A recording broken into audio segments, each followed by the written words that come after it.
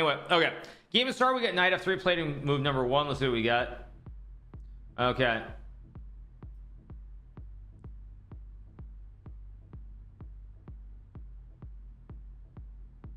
I don't think we'll get c6. Levy's gonna play f5 or knight f6, one of the two moves. No Caro Khan, let's go. Exactly. Yeah, yeah. He's gonna go d5. Okay. Oh, e3. I could make some jokes, but I was gonna say bro thinks he's Hikaru. Yeah, bro thinks he's Hikaru by playing knight f3 and e3. Yeah, bro thinks he's Hikaru. Yeah.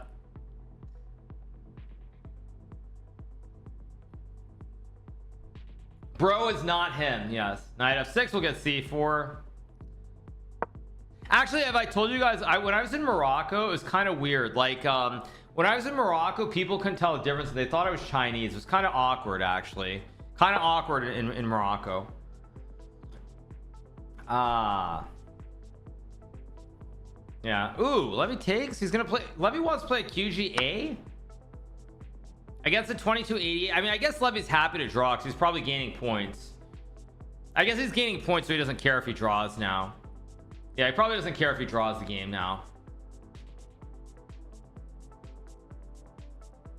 You are half, which is what throws him off. I'm half Japanese. Levy's gonna go c5 probably. c5, d4, e6 is my guess.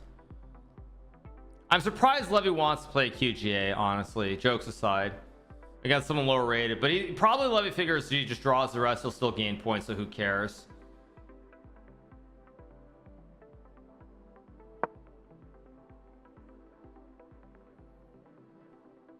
He should be playing for a win. He's not playing for a win, or his mindset is incorrect. Yeah, we'll get like d4, c5.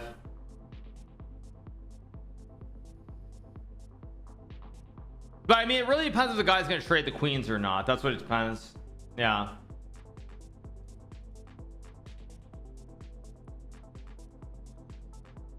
Well, let's see what we got. Are you and Levy cousins? I don't think so. No, we're definitely not cousins, that's for sure. Definitely not cousins. But anyway, all right. No, Levy's actually, I'm sure Levy's tired. I mean, I'm tired and I'm not even playing. I've been like streaming, doing videos, all of it. So yeah, no, I'm sure Levy's quite tired. I'm looking sharp today. Thank you, appreciate it. I mean, I feel pretty tired, but thanks. Yeah.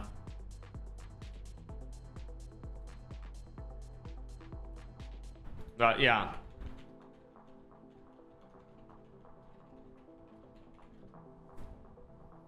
All right. Is all okay with Ali Reza? What do you mean? Yeah. Well, let's see. We get castles. Levy's probably going to play c5 is my guess, or a6. I'm jealous of your fan. Thank you. Appreciate it, you guys. Appreciate it. Yeah. What is your IQ? My IQ is good enough. I don't have an actual IQ, but I did a test online on stream. It's like 109. So yeah, that's what my IQ is. IQP. IQ is a junk test anyway. I agree. Or it's 102 or 109. It was 102, not 109. I'm getting confused. Okay. Yeah. Okay.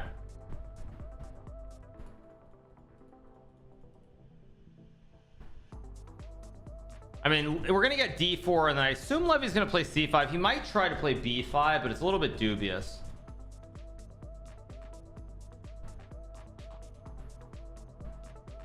No, wait, Levy's good. Levy's good. d4, and now will Levy go c5 or will he go b5 is the question.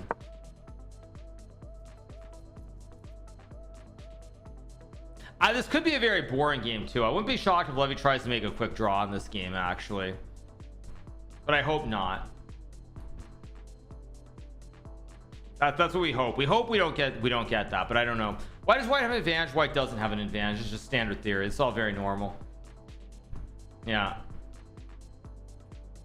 I don't think we'll get a quick draw. I hope not. I mean, Levy's not gonna make a quick draw probably for content alone. I mean, it just makes no sense.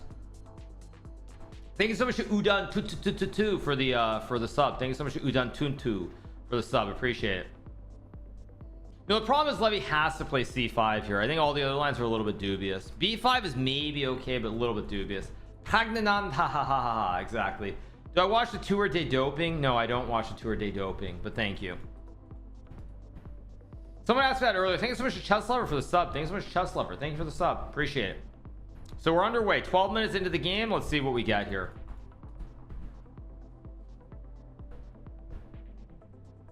Today's what? Friday? So tomorrow's Saturday, right? So it's TGIF days. But yeah. TGIF. Am I gonna watch the Euros? No, why would I watch the Euros? Thanks for the El Gilou for the sub. Thanks for the El Gilou. Thanks for the El Gilou. Yeah.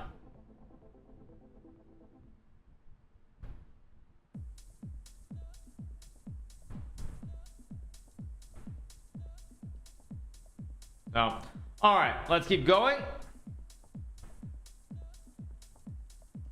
Ah la la.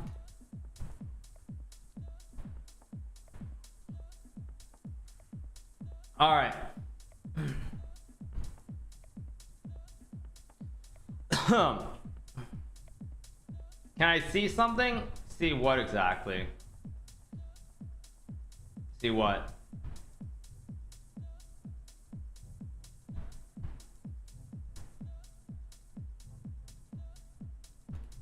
Djokovic and Alcaraz play on Sunday. Yeah, does Levy have a chance to outplay in the middle game? I mean, it's so early. We sit back and enjoy the ride. But the fact that Levy is thinking here, I don't like so much. I can tell you why. What's going through Levy's mind here is deciding: do I play c5 and risk this queenless middle game, which I can never win, and I'm very marginally worse, or do I go b5, bishop b7, and try to make the game complicated?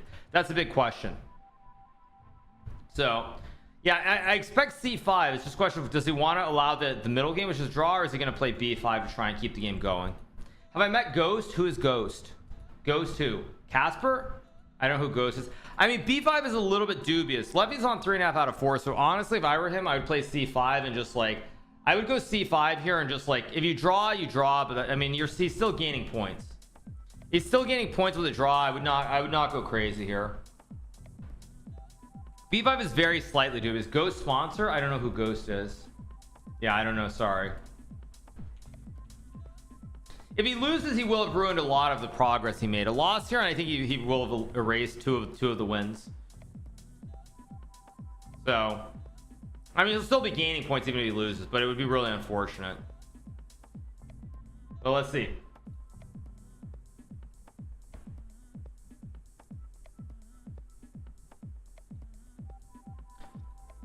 What about PG3? What do you mean G3? G6? I know what you mean. Do you think all the cheating scandals ruined popular chess among young players? I mean, it's hard to judge what you mean by ruining popularity, and what the metric for popularity is specifically. I mean, that's what it comes down to. I would say if you're a serious amateur player, I think it definitely turns you off from the game. If you're a real casual, it probably doesn't even register on your radar, so it doesn't matter. So it just depends. It just depends how you look. Okay, so Levy does go c5, so he does stick to his guns. He plays the classic Queen's Gambit decline, or Queen's Gambit accepted, and let's see what we get. What do you think is the best thing of being a streamer? I think the best thing of being a streamer is honestly, I would say, being able to make a living from the comfort of your own house. Honestly, I mean, anybody who's made it as a streamer who's able to survive off of it, it's a tremendous it's a tremendous luxury, and I think all of us are very fortunate. That's what I would say. Yeah, that's what I would say. Thank you for these late streams. We're covering Levy's game. We're gonna see how he can do in the event. Levy had a great last game, by the way. It's a very honest answer. I'm just saying, like, let's be real. So many people in the world have to go work at McDonald's. They hate their jobs. They hate their lives in many cases. Like, fact of the matter is, being able to work from home and control your own schedule is important. The reason I didn't say control my own schedule, by the way, is because as a chess player, I did control my own schedule anyway. I was my own boss, so like that's why I didn't include that, but that's definitely a large part of it too. Yeah. Why would he get points against draw if he's higher rated? No, I'm saying his opponent's going to gain points, but Levy's already won 3 games, so draw is not even. I mean, draw might offset the draw to Novik, but he's still gaining a boatload of points. Yeah, I mean, I think also for me, I'm just glad I don't have to travel for chess anymore. I mean, those years like 2017 and 2017, 2018, and 2019 were like very, very tough, honestly, very tough. I had to travel like 200 plus days every year. You go turn to turn, same guys, same faces, same tournaments, same everything. It's just, yeah. Well, the question is, will Eugene take on c5 or will he play b3? Yeah, in 2019, I told you guys. Let me pull up my tripit.com. 1 second. Let me open my tripit. Okay. Trips. Past trips. Maybe I can look by the year. Let me see. Okay, here are my stats. Okay, so you guys want to know? Let me see how many days.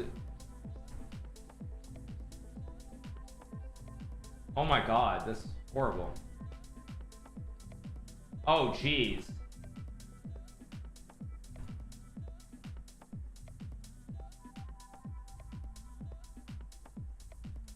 Wait, did I really strip it that long ago? Holy mackerel. Okay, so I'm just gonna start from 2012. I'm gonna start from that's disturbing actually. So in 2009, you guys, you know how many days I was on the road? Let me pull chat over here so I can, because I have to full screen so I can show it, or I can look at it. How many days do you think I was on the road in 2009? I was on the road 118 days. Okay. 2010 I was on the road 2010 I was on the road 186 days. Okay. I was on the day 186 days. Okay.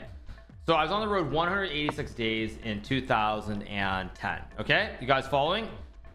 You following? Yeah, you guys are following, right? So 2010 I was on with 118 186. Okay. 2011 I was on the road 220 days. Okay. 2012 I was on the road 218 days. 2013 I was on the road 280 days. 2014 I was on the road 261 days. 2015 looks wrong actually. 2015 says 297. I think 2015 is wrong, but maybe not. Yeah, 2015 I think is wrong. It's saying it's like 290, but I think that's wrong. But 2016 was same thing, like 250. 2017 I was on the road 250. 2018 I was on the road 280. 2019 I was on the road 218 days. Okay, so I basically was on the road an average of about like 250 days a year from like 2013 to like 2020 through 2019. So for like 7 years I was basically on the road for 250 days. Okay, so yeah, I mean, no kidding. So yeah, when people ask why, because chess. I mean, I'm lifetime million miler on United. But what I would say is like chess, you have to travel to play chess tournaments. That's just the reality. Yeah.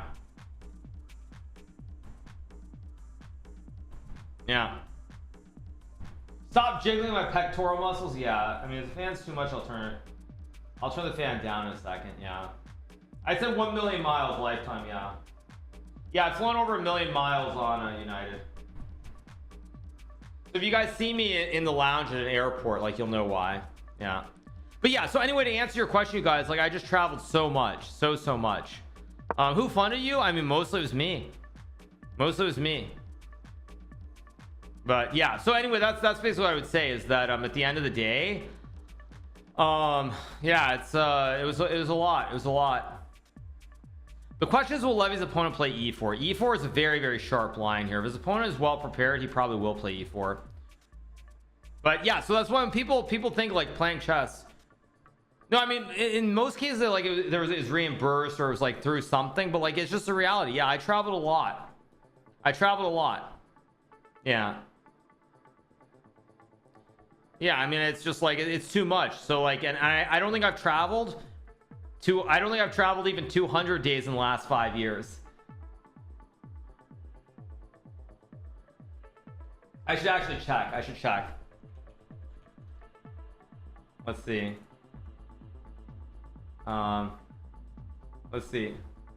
Yeah, 2020, you guys, I was on the road 24 days, and that's all because I did travel at the start of the year of 2020. So in 2020 I was on the road for 24 days. 2021 I was on the road that looks wrong. It says like 40 days. I went to Poland. Maybe it says 40 days in 2021.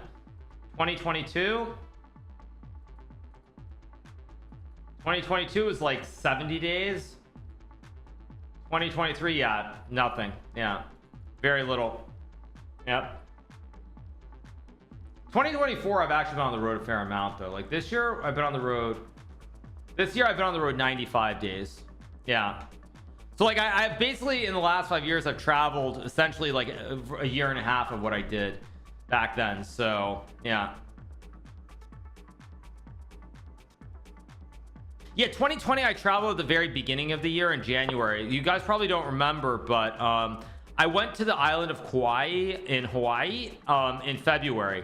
I went in February to Hawaii, and I was there for 2 weeks, and I literally got out just before the lockdowns began. So yeah.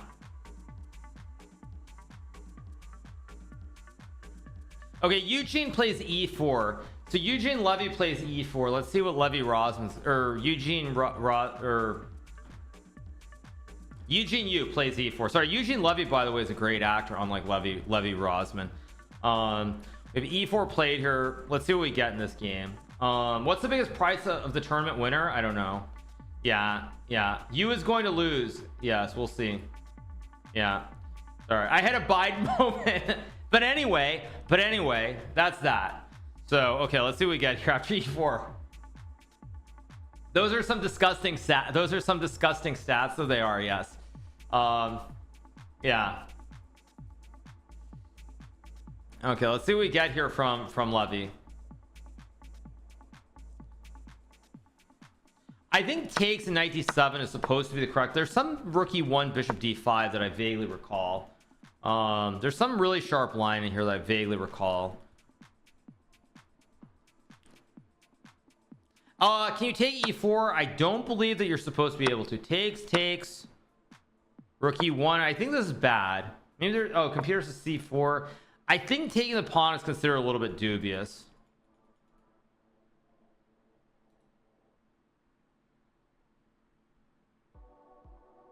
So anyway,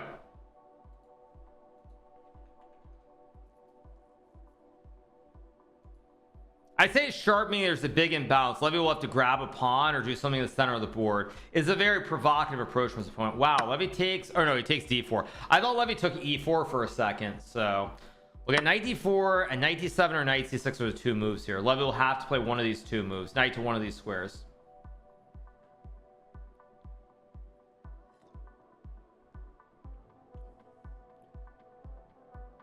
How different would my trajectory have been without COVID? Immensely different. I have no idea where I'd be if not for COVID. I'm not even sure I'd be playing chess at all. Actually, I was about to say professionally, but at all. Because those of you guys who remember 2019, I was on a big downward swing. Like I was at my all-time low as a pro player. Like I can show you guys, or I can show you it on FIDE too. I mean, I was at my all-time low. I was 27.36 at the end of 2019. So pull up the ratings on FIDE and I'll show you guys. Yeah. If we look at the rating chart progress, turn these off. Okay, there we go. You guys see it? Like actually, I mean, you can't see it perfectly, but you can see enough of it. Like if can I not zoom in? No, 2700 chess is actually better for this. Let me go to 2700 chess. I think it's just better.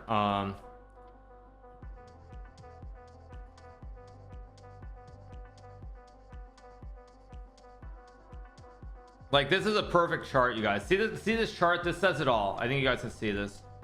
Like you can see, or you can't see the gap up, but you guys can see enough of it. Like, do you see this period? Like I was up at 2790 and I was just dipping. Like I had one last gasp at 2761 and I dipped down to 2736 and I didn't play.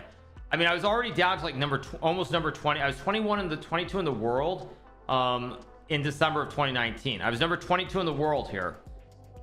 And then of course it's just, you know, I returned. I did the NVIDIA. So yeah, like I don't know. I think there's a good chance I just wouldn't be playing chess, honestly. A very, very good chance. I think there's a good chance I would be doing something else, honestly. I really do believe that. So yeah, we have 97 played by Levy. Okay, I expect rookie 1 here. Yeah, 27-36, very bad. Yes. Why are they playing quickly? They're both in their preparation. They're both in prep still. Yeah.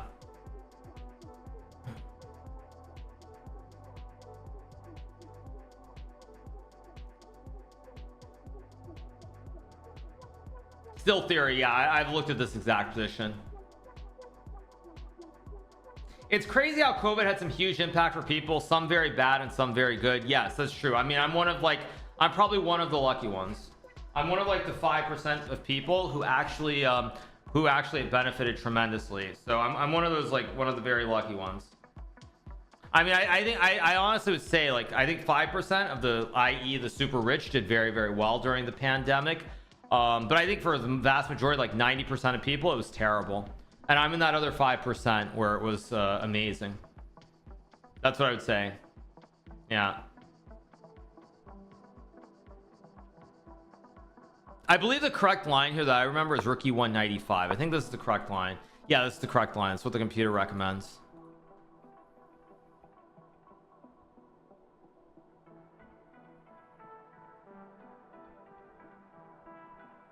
I think it goes like rookie 195, and I think it's bishop d5 here. Yeah, it's bishop d5 and then queen d7, and the line goes on forever. Levy's game is currently in a queen's gambit accepted, you guys. Queen's gambit accepted. I mean, for content creators and people who decided to start streaming, 2020 was the year mostly. I mean, for me, for chess, it kept going up. I think 2021 was also very good. 2022 was really sort of the last year when things were out of control, amazing on a certain level. I mean, financially, I had my best year as a streamer in 2023, but I would say overall 2022 is kind of the last year when like everything was still going up. So yeah. Is he related to Christopher Yu? I don't know. But yeah, in 2020, if you popped off, I mean, it was insane. If you popped up in 2020, everything was completely insane. Yeah.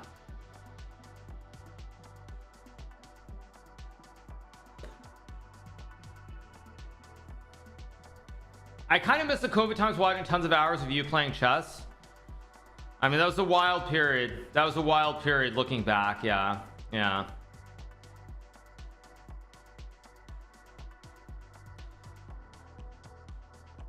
Who we get here from you? You will probably play rookie 1 if I had to guess. Yeah. Yeah, I don't follow what people say. I saw someone just mention Kramnik again. I'm so over all of that. I mean, he's completely wrong, and that's all that needs to be said. I mean, the obsession, the need for attention, everything, like, just too much. And I think most people by this point realize what's actually going on. So yeah. It's what it is. It's sad, but it's what it is. Play. Okay, let's see what we get.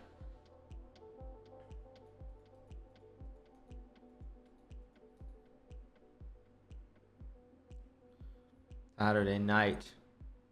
Yay.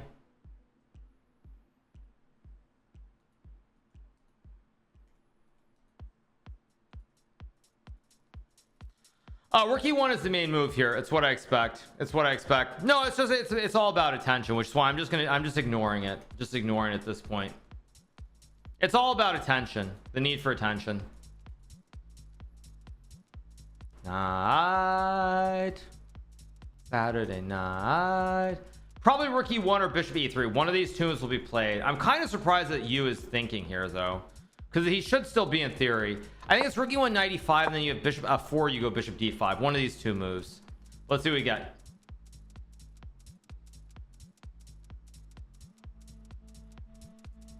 I'm really surprised that Levy's opponent seemingly doesn't know what he's doing here, because you have to know this line.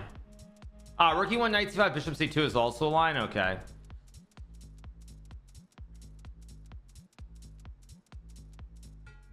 Yeah. Thoughts on Jan doing recaps? I haven't been paying attention. I mean, maybe he is. I'm not following.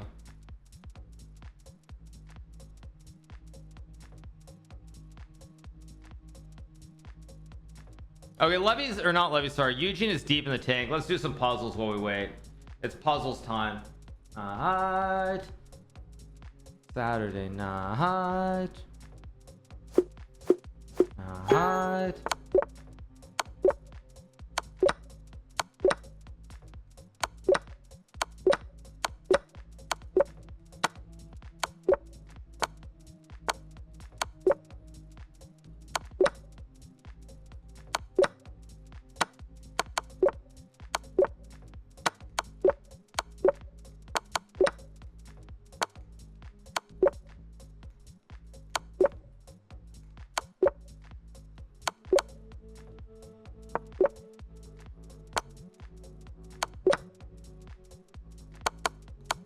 Okay.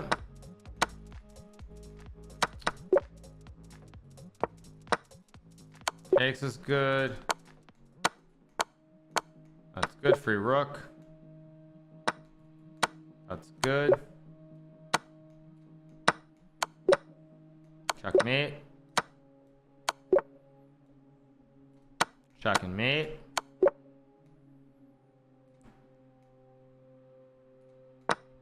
Check and takes. That's good.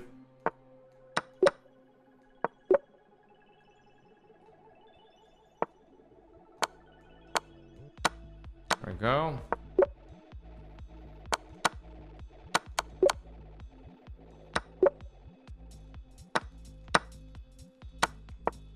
Oh, it played king f1. Oh my god. It put the king on a different square than I expected.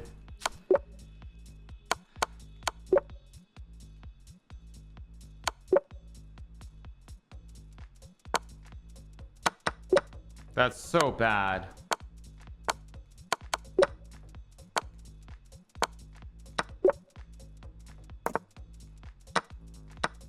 So bad. Good.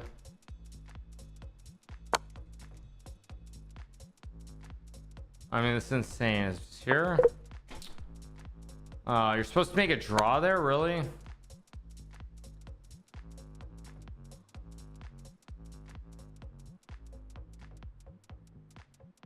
The heck is this?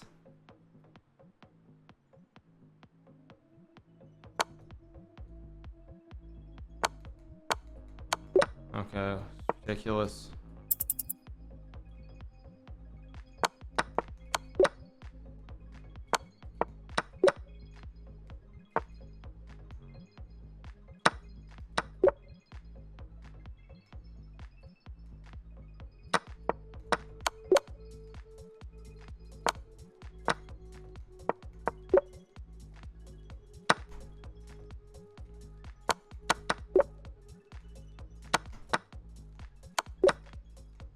Yeah, 54, not bad, not too good, but not too bad. Let's go back to the game. No moves. Let's do one more.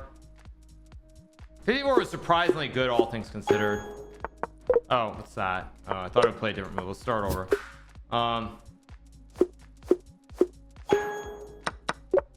Go mate.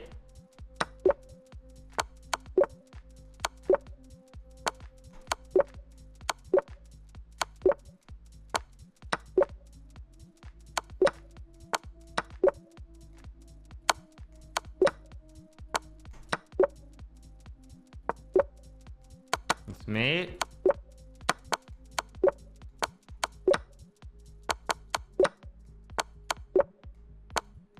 Oh, it's another slip. I meant to put the bishop on there. Let me start over.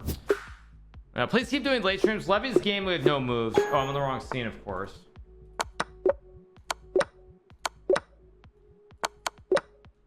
Is it Jamiroquai or something? I think it is. Been a long time since I've heard the song. It's from Napoleon Dynamite, I think. Yeah, it's a really, really old song, I think.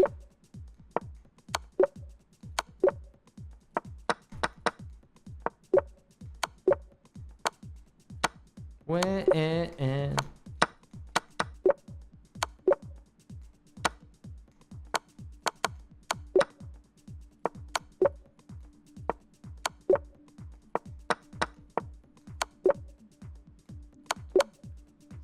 Dance.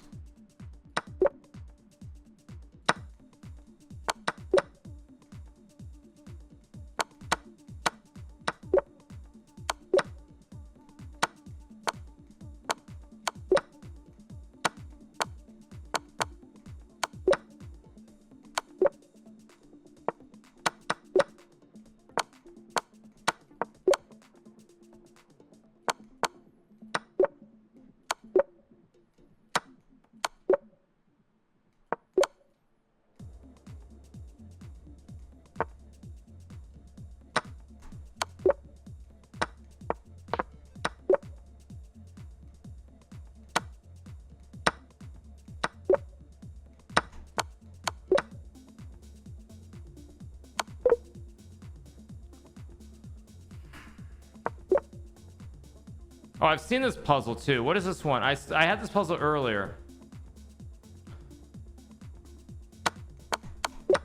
Okay. Yeah, that's terrible.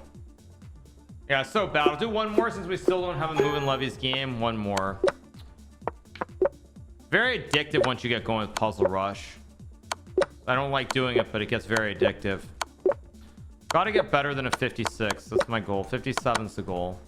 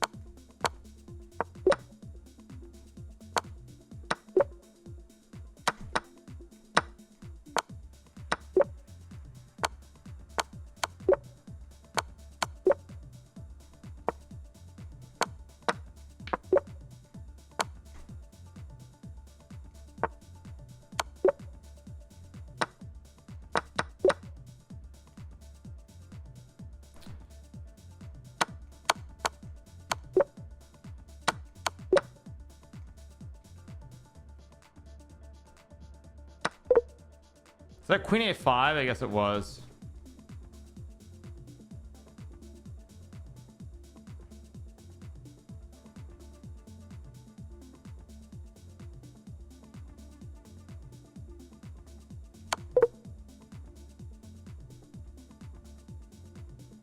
Oh, there's a force. There's a force. Why is Levy's opponent so deep in the tank, by the way? We'll get back to the game in 1 second. Why is Levy's opponent so deep in the tank? This is all standard theory still.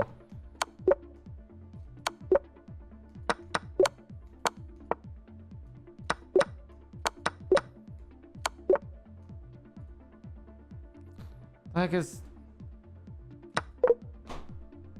that Bishop G4? Let me start over. No, I don't know why the guy's still deep in the tank.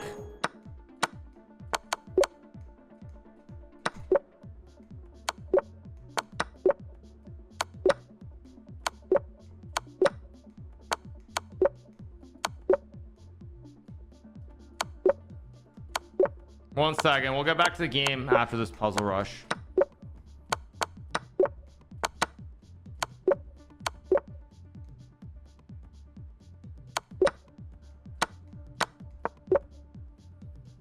This white's playing win.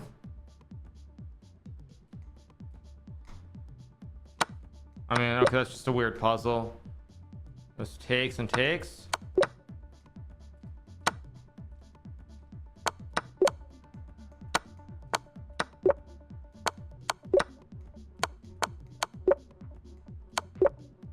Check takes. Just mate.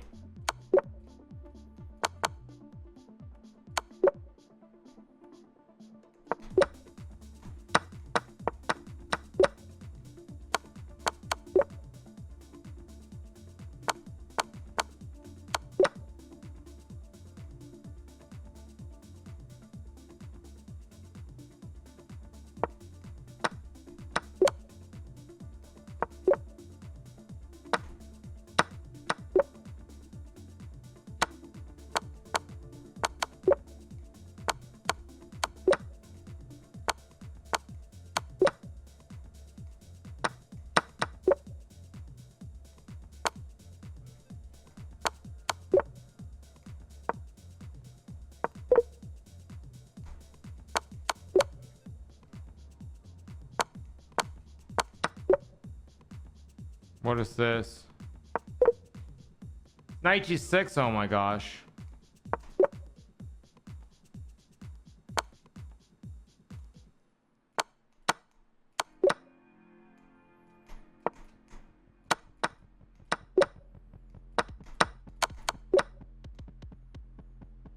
I assume it's this. No, it's Knight C3. Terrible. Okay, let's go back to the game. I'm just getting a little bit tired and just missing everything. Let's go back to the game. Okay. A3 is just a bad move. Okay, I swear, like, I don't know what's in the water with these for these players, but I don't know what's in the water, but this is just insane. I don't know how you blitz out 10 moves and you don't know Knight BD7. Just terrible. I know these aren't 2800 players, but there's no way you can play this E4 line unless you know it by heart. You just cannot play like this. It's rigged. Thank you. Yeah, I mean, I don't know how you play blitz out every move and then you play A3. It's just unbelievably poor. Unbelievably poor. That's all that I need to say. Yeah, it's really, really bad.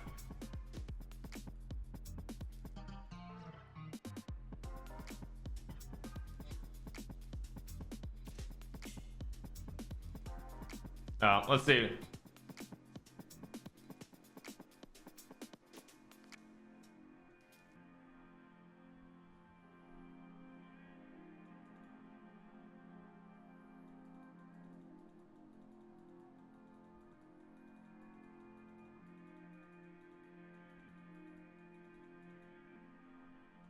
Isn't bro just losing a pawn? I think knight takes e4 is just a blunder. Oh, there's some bishop e6, I guess. Takes bishop e6, takes. I mean, this is getting really sharp. I don't know what the heck's going on here. Very, very weird. I mean, queen b6 is fine. Bishop c5 is fine. It's a question whether Levy's going to try to take the pawn or not. Both moves look fine. I'd probably play queen b6 here personally, but what I'm worried about is there's going to be something on this diagonal with b4. Yeah, bishop a2 exactly with b4 and the problems on the diagonal. So bishop c5 is probably the best move then. You can't go bishop e7 because again I'm going to sack the bishop and you're going to have problems on the king side. Yeah, this is what's going to happen. Knight takes e6. LOL. Relax. LOL. Yes, exactly. I mean, knight c5 is also very thematic. Actually, what's wrong with knight c5? Nothing's wrong with knight c5 here. Knight c5 is actually completely fine. I mean, I guess what happens here, this looks fine. I mean, there's 94 and some issues with these knights. Yeah, let's see. I don't know. See what Levy does here. Bishop c2 after knight c5 just holding. Yeah,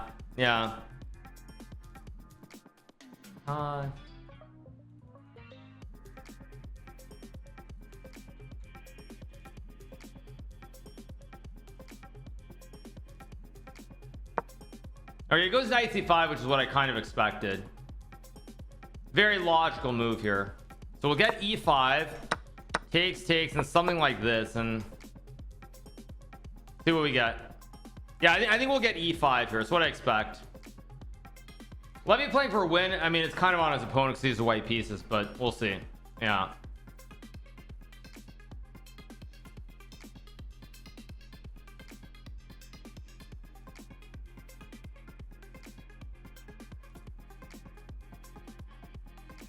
This time. Let's see what we got here.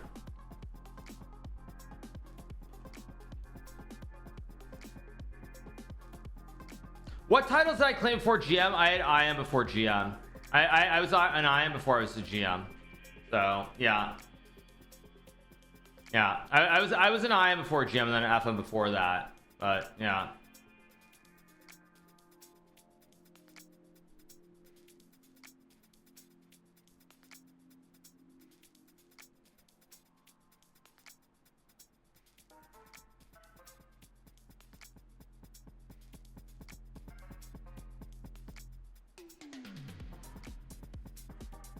So anyway, let's keep going.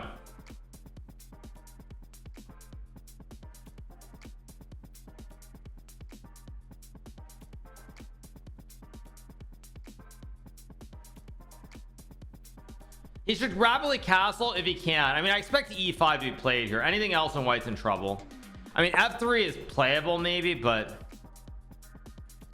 I mean, f3 is maybe okay here. It's not so bad, but if he plays f3, I mean, I'm just gonna be disgusted. Like, you cannot play e4. You can't just gamble this, play this pawn sack line if you don't know what you're doing. And I'm starting to wonder, like, do these guys literally look at some chessable course with like one line and then just not know how to play chess if they don't get what they prepared? Because this is really bad in my opinion, what's happened in this game so far. This is not a Hikaru con, this is a Queen's Gambit accepted. If he doesn't play e5, I'd be shocked actually. But actually, why is this not good for black? Actually, it takes knight d7. Oh, knight a5. Oh, knight a5. Oh, okay, that's why. I mean, it's e5 versus f3, but if we get f3 queen 7, Levy's probably just going to win this game because rook d8 is coming here and white has all these problems. I mean, it's just so bad. I really think this kid he literally doesn't know what to do. He literally has looked at some chessable course with e4 and he's never seen knight d7, and so he just panics and plays a3. Like, he might have literally only looked at knight takes e4 or no knight c6. Which is pretty horrible if you're a 2300 level player, I'm gonna be honest, but whatever. Okay, let's refresh it.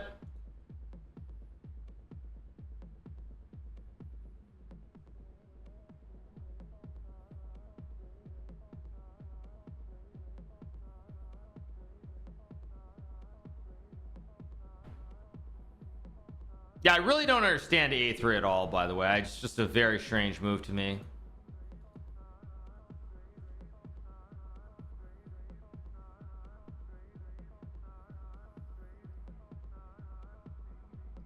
Did the guy not prep? I mean, probably he hasn't done serious prep, but if you're gonna play something like e4, if you're gonna play this e4 line, this pawn sack line, Queen's Gambit accepted, you don't know it. I mean, you shouldn't be playing it based off one line. Yeah, you shouldn't be playing it based off one line. So let's see what we get here. He's probably boosted his elo, maybe.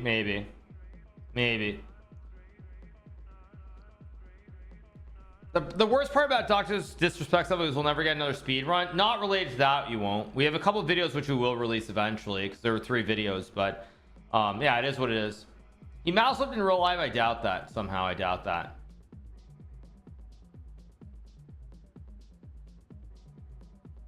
Who we get? He did win 2 games. Okay. I mean, e5, he's gonna play e5 or f3. If he plays f3 though, like, I have no words for that. 30 seconds to Mars. It's fine.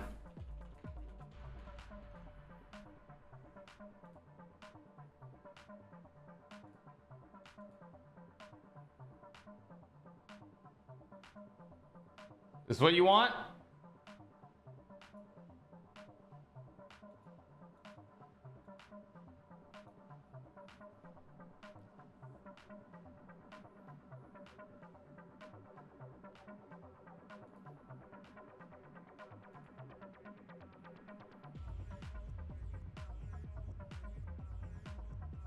I know this is what you want.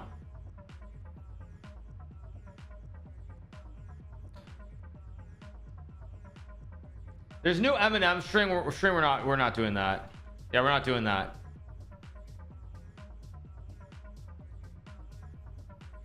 All right, let's see what we got. E5 is the move here. If he doesn't play E5, he's in a lot of trouble.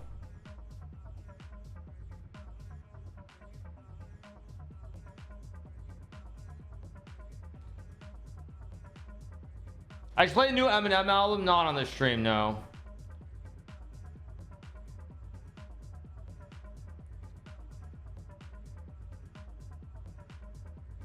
Come on, bro. What is this E5?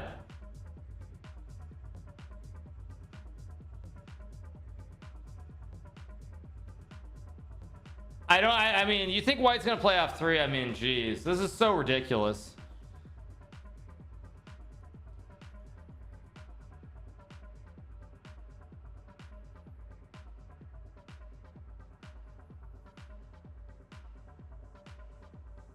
I mean, but the thing is, the pawn is very weak. Like, you have to play E5 here. I think Levy's gonna win this game already. Unless he plays E5, I think Levy's just gonna win this game easily. I'm really starting to think that actually these players at this level, the psychology of being on a stream in front of thousands of people is actually making them play worse. I'm starting to believe it now. I'm starting to believe it actually legitimately.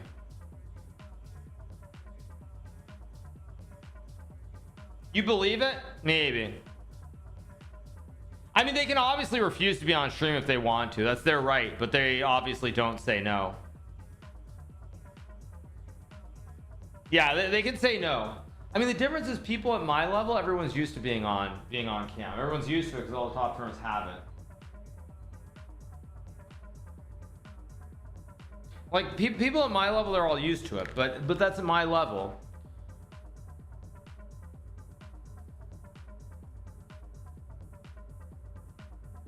I mean, what is he doing? Just play E5, dude. Seriously.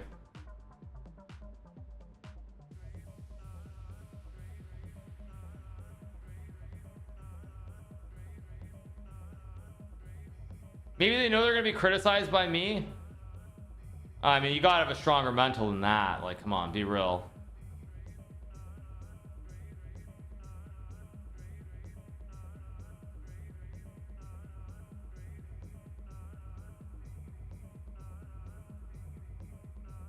It's crazy they don't decline being on stream.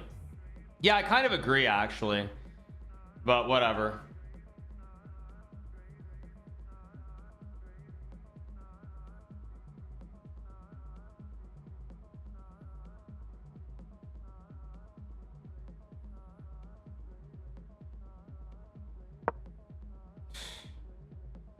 I mean, what is this?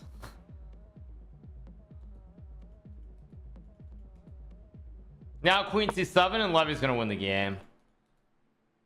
I mean, it's just too. This guy is clearly super afraid of the boogeyman. Yeah, Queen C7 and Bishop D6 and Rook D8. I mean, it's already horrible for white.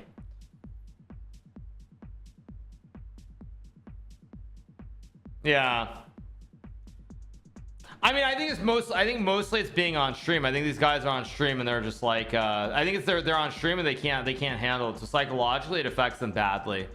Would I win this position against Levy? Depends on the next couple of moves.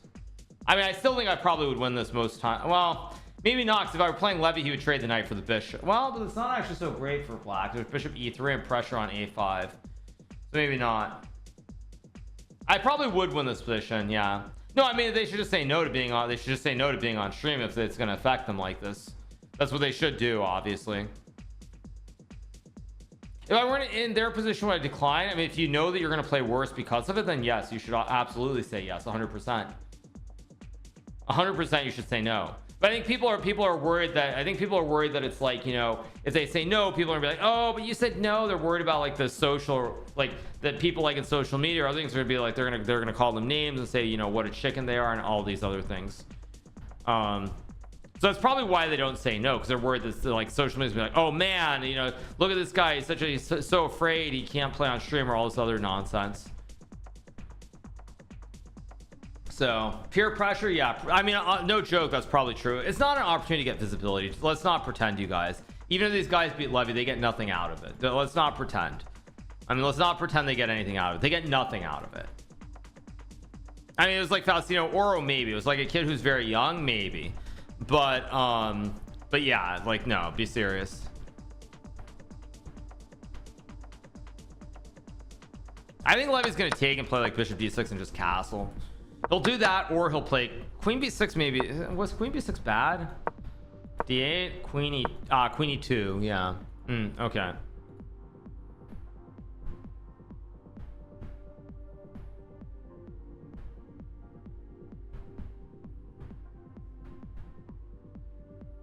If there's more press on chess like this, they would make money. This term is for money after all. Maybe, yeah.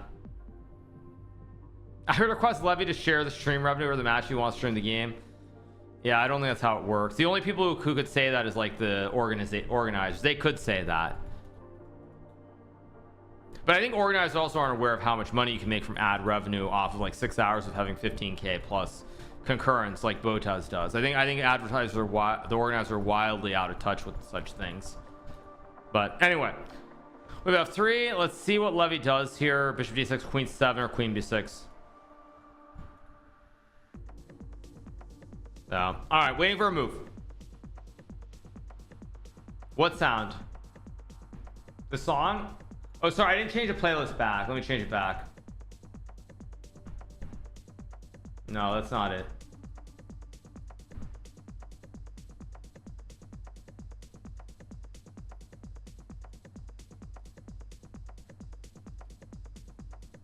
Did Levy make a face? I don't know.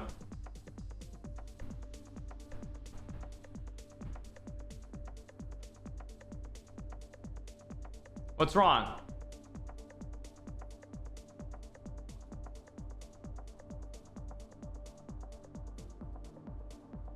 Let's see what Levy does here.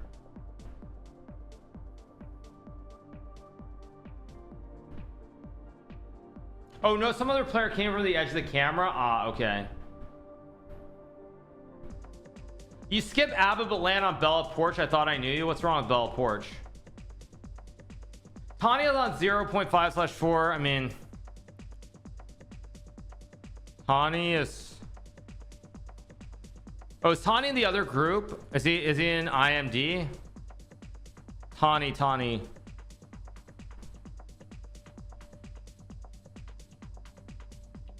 No, is Tani in GM? Wait, what?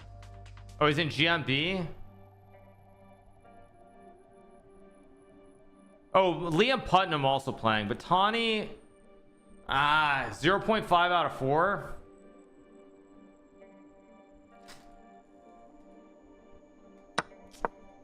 He's gonna lose a pawn on b4. Yeah.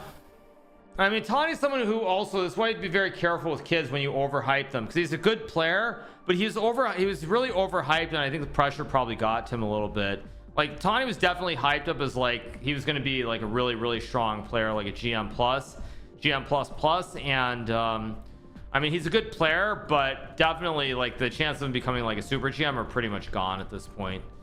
So that's why you always have to be careful with these kids about like not overhyping them too far. Like, you have to let them follow the path and not put too much pressure on them. So, all right, I'm going to use the restroom quickly. We'll be right back and we'll keep going. Tani Adewumi, he's the kid. He and his family emigrated to America from Nigeria. I think he was like 10 years old. It's a very feel-good story. Very good player and everything. But anyway, I'm gonna take a break, go use the restroom, and I'll be right back. All right, anything happen while I was away? Oh, did Levy forget to move? He did. He forgot to make the move. But all right.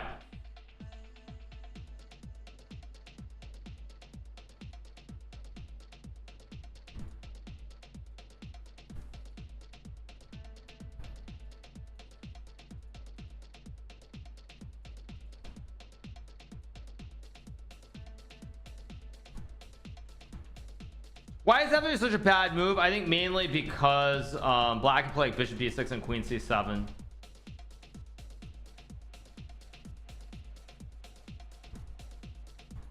Can I do puzzle rush again? I could. I don't really want to, but I could. If you guys really want me to do puzzle rush, I'll do it. Okay, fine. I'll do a puzzle rush while we wait. Let's do one more puzzle rush. Split screen blitz. I already played a few games. I'm definitely not super sharp right now. It's been a long, or what was that?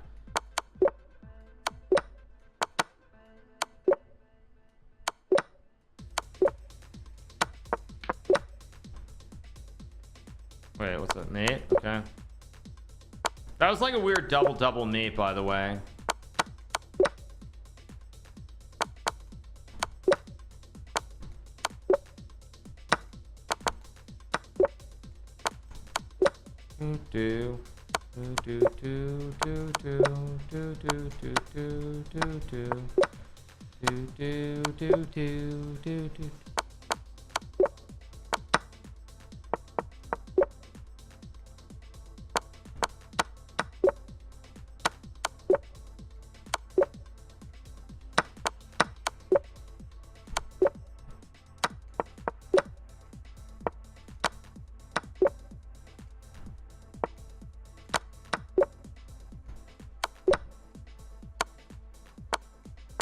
Tenderness.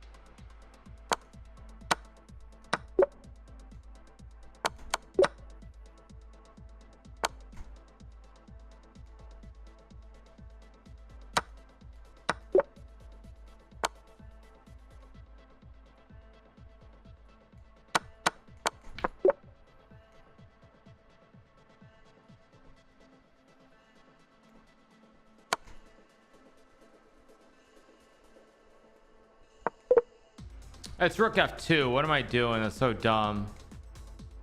Oh, that's unbelievably stupid by me. Oh, come on. The heck is this? Ah, shoot.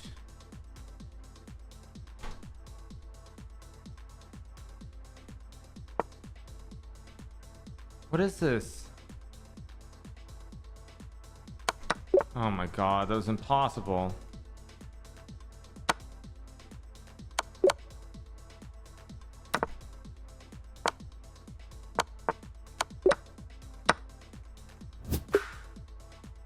If I didn't have to spend 20 seconds, I would have had 56 for sure.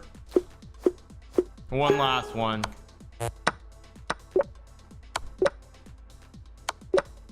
I had to waste so much time on that one puzzle. I lost so much time on that one puzzle. I would have had a 56 for sure otherwise. Last one. I just can't seem to crack this like 56 57 area.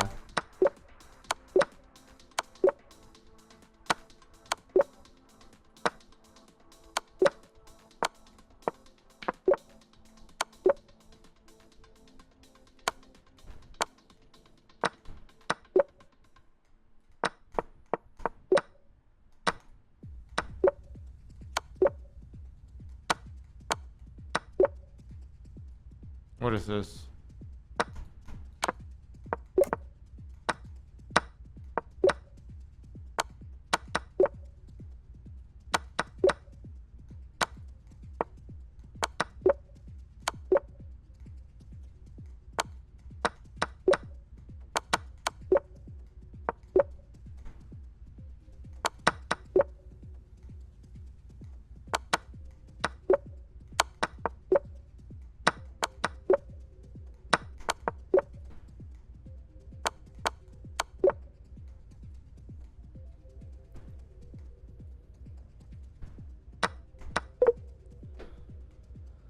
Ay, ay, ay.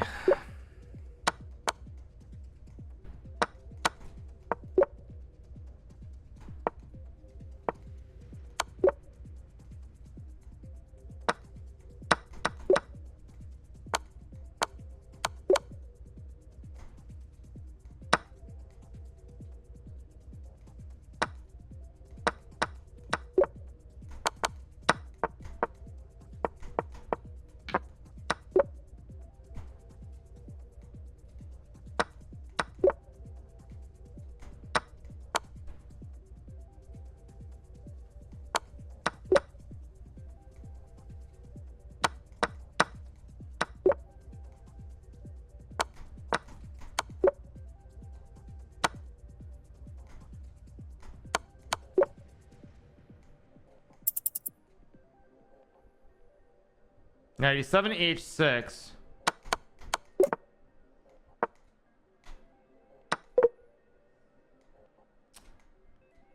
Shoot.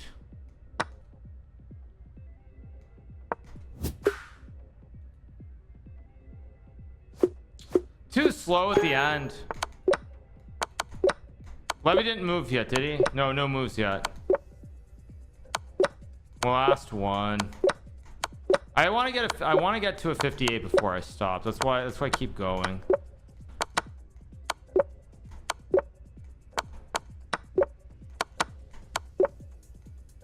What's this?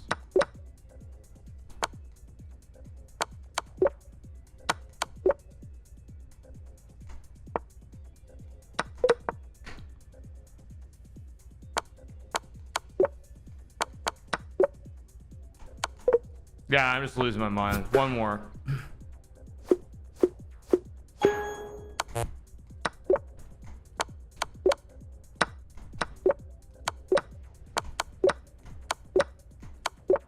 No moves in Levy's game, which is why I'm doing this for anybody who's wondering.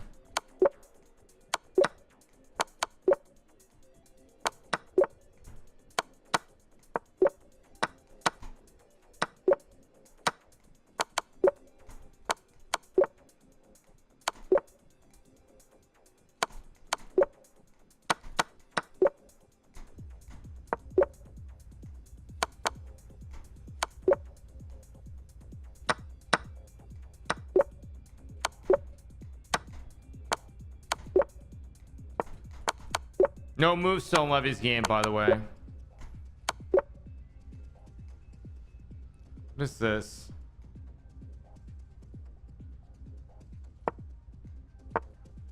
Ridiculous puzzles.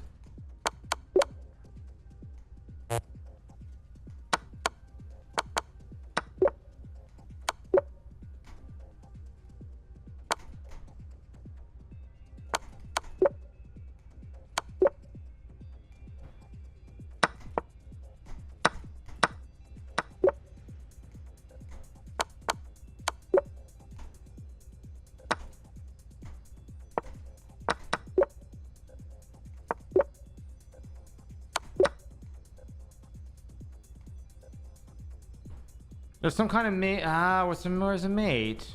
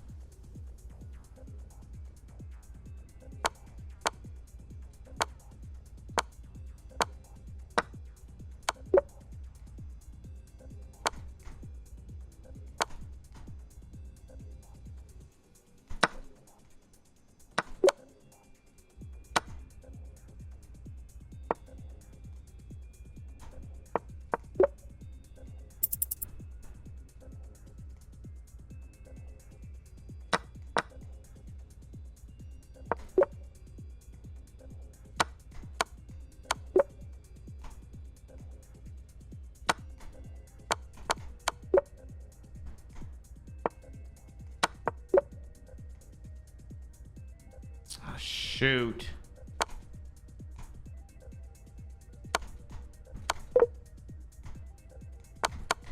Oh man, so poor.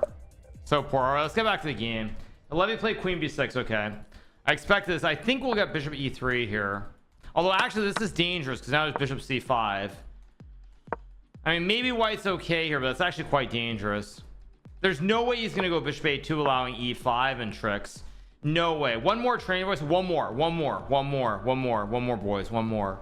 I can't do train's voice, but I'm trying to deepen the voice a little bit. Probably bishop e3. Yeah, I expect bishop e3. Yeah, that's my guess. Yeah.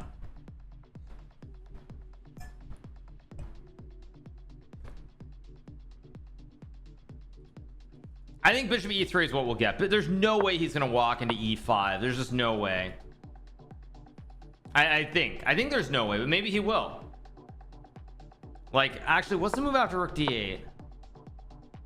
Yeah, there's no way. What is actually, I'm curious. Rook d8? No, black's just better. So no, bishop e3 is the only decent move. Yeah, takes bishop c5, knight c2. Maybe white's okay here again. Yeah, white's maybe okay because you're gonna do a knight c2 and trade the b's off. Actually, I'm starting to think, yeah, Levy doesn't have an advantage anymore. Yeah, he really doesn't have an advantage after knight c2 because like something like castle and even this, man, it's very dry, very, very dry.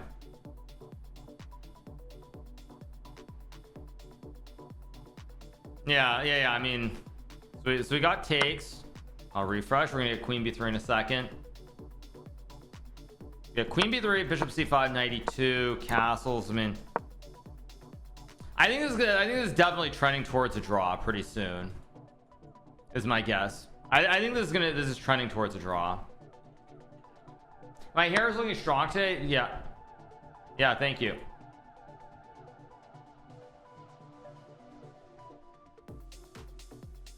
Yep, bishop c5, we'll get knight e2, only move by, I mean, maybe, oh wait, no, it's, if you go rook d1, there's just, yeah, knight c2 is the only move, and he'll play it, of course.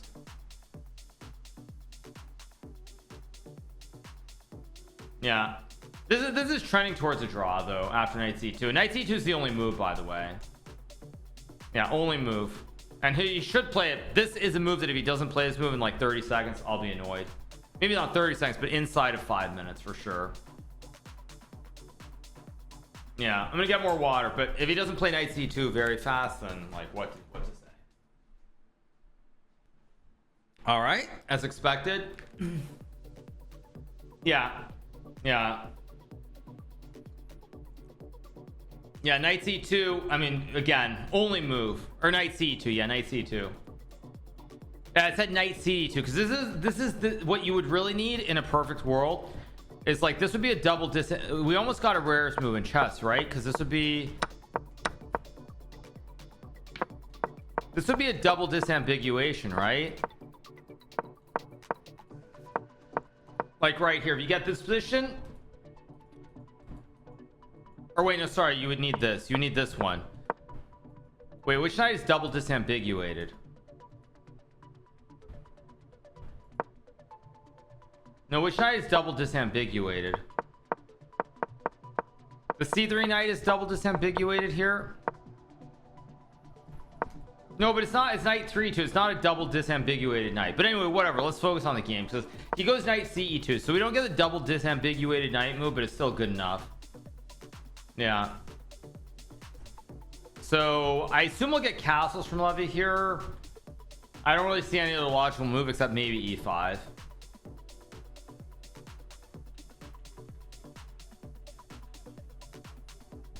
See, can't you see?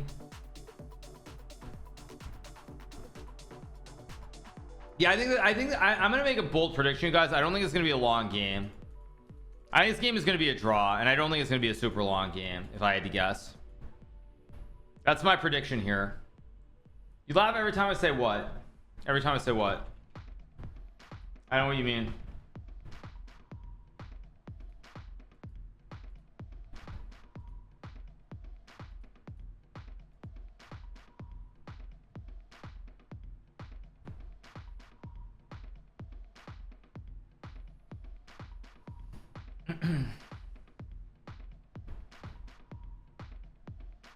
Can't you see? Oh, it's getting sunny out. Nice. I mean, I think Levy's, if Levy doesn't, I mean, the only other move I can see is rook d8 maybe.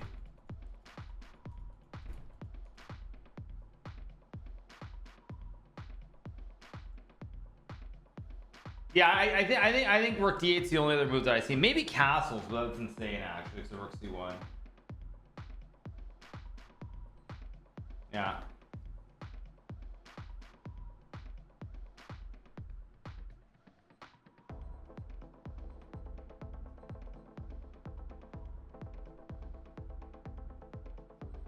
There we go. I don't want my shirt blowing, by the way. I don't want my shirt blowing. Because I'm doing the rock. I'm moving. I'm like flexing the pecs or something. Anyway, all right. Castles long would be insane because of rook c1, and suddenly you have huge problems on the diagonal. So let's see what we got. Will Levy be the first shirt at the Olympiad? No. I had the same thought earlier. I was gonna make a joke about it. Yeah, exactly. Yeah.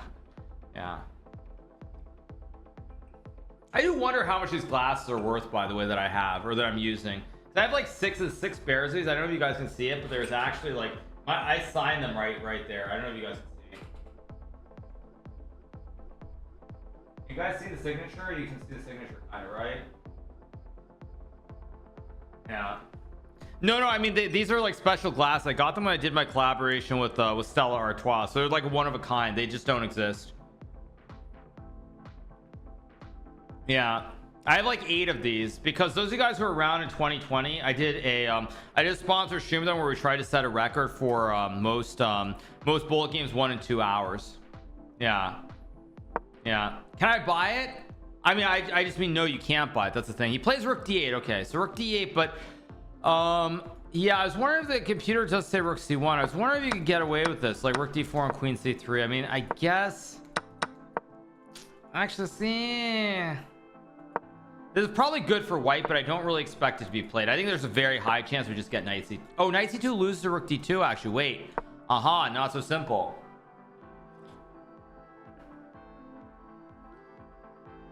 Actually, if Levy's opponent finds Rook C1, I think he's going to be in serious trouble in this game.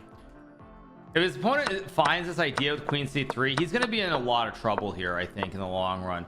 So this looks very unpleasant. H5 is the best move. This is really quite scary. Like, I guess you hide the bishop and you... Again, I don't expect his opponent finds, but his opponent spends like 20 minutes and finds Rook C1. I actually am worried that Levy might lose this game. Yeah, if we get Rook C1, I'm actually really concerned for Levy.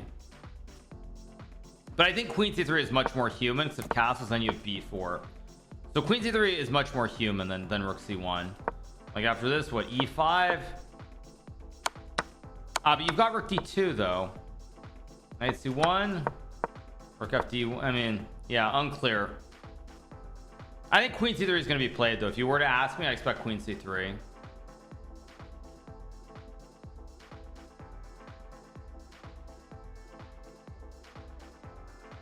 Rook C1 is very... If he finds Rook C1, white will do Rook D1. Ah, you think we'll get Rook D? Yeah, Rook D1 castles Knight C2 and just like draw. I offer you draw. Maybe. Yeah, I think there's a good chance. You're right. Rook D1 and Knight C2 is actually a simple way to draw. Queen C3 is the move that I think he'll play though. If you were to ask me, I think Queen C3 is what we'll get.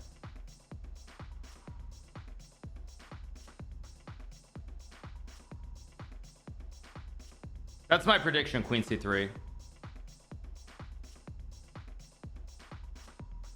That is my prediction though. Yeah, I think this game might be pretty flat actually. I think this is likely to be very flat. I think we might get a very flat draw in this game.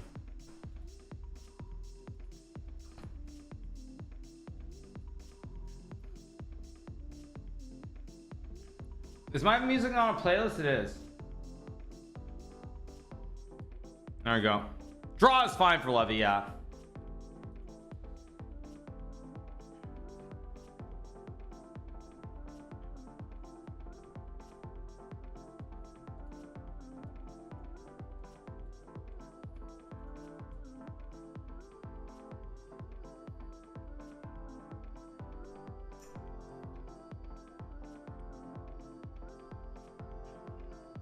I mean, Levy for a draw, it probably is a little bit more. He loses a little bit more than his draw against Novik, but he still will have the 3 wins in his pocket, so he'll still be gaining like probably 12 13 points maybe. I mean, Levy's K is very low though, right? His K factor is only 10, which hurts him, because if he were truly 2348, his K factor would be higher, wouldn't it? Isn't it 2400? Let me see. K factor chess.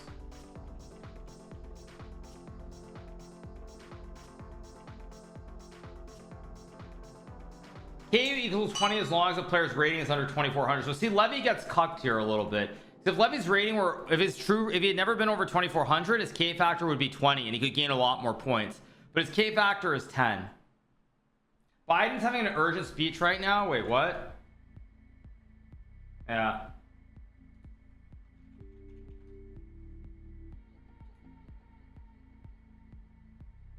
I don't see anything.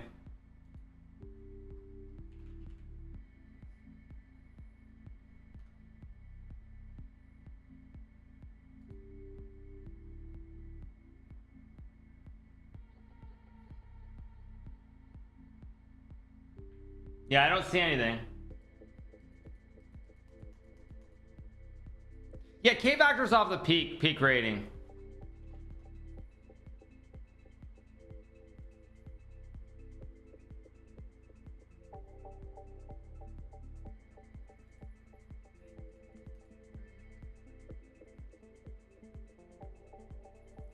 I do think there's a decent chance that Levy's opponent might find rook c1 if he uses enough time here, though.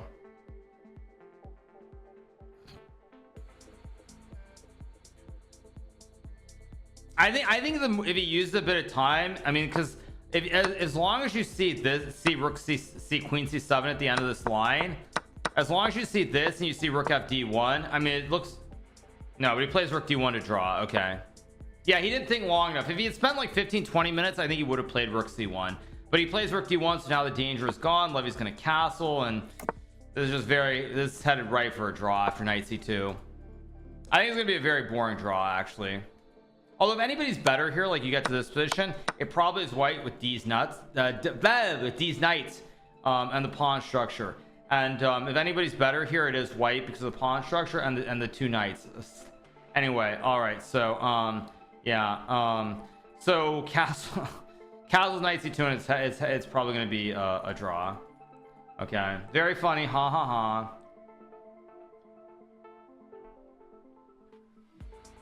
ha.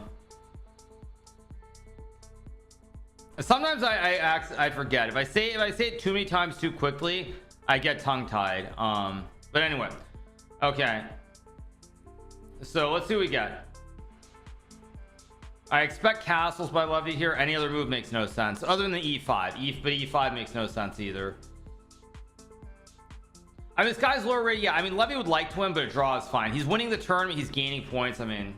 But actually, you know, this speaks volumes about how tough it is, because like Levy's having what I would say is a great tournament. He's having 3.5 out of 4. Sure, he's had bad positions, but this is about as good as it's going to get. And for 3.5 out of 4, he's gaining 10 points.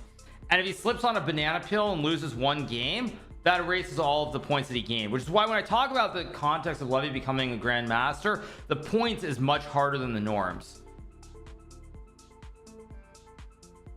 Like you've one bad game and lose, and you eliminate all the points that you gained. That's also why when I talked about like the moves and the time usage, every little error you make, it's so important, because like that 20-point swing in his first round game against Polyanikova, that's like a huge swing in the bigger scheme of things. 20 points is a huge swing either way.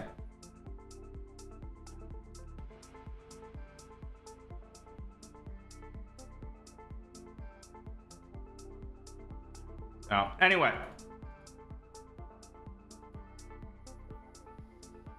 How's my boy Hikaru doing? Yeah, I'm feeling pretty good, actually. I'm feeling my second wind, honestly. I'm feeling my second wind right now. Yeah, I'm feeling my second wind. I'm starting to feel pretty good, actually. Starting to feel pretty good. So Levy's gonna castle. We're gonna get like knight. I mean, castle's rook c1 looks mildly scary too, actually, to be honest, because like, I mean, I guess you can go rook d7. There's no sacking of the rook. Probably just knight. I mean, all roads are going to lead to knight c2 in a joke. All roads are leading to knight c2 with a draw at some point. It's just a question of it's going to happen now, or it's going to happen like in 2 or 3 moves.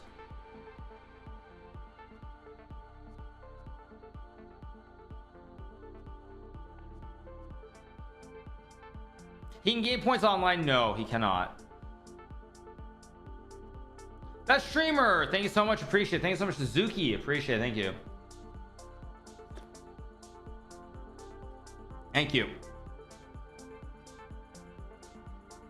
Should FIDE move online? No. I mean, Levy's gonna castle surely, right?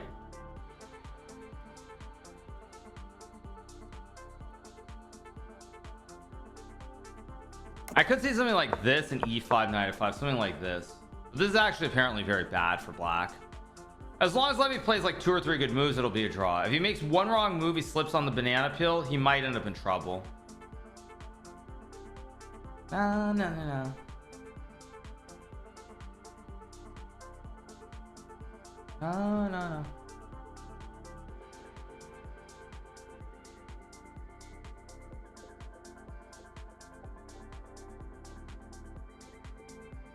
See what we get here. Levy should just castle. You see, the fact that he's thinking here kind of concerns me a little bit. Concerns me a touch. But let's do some puzzles while we wait. Wait for one more move.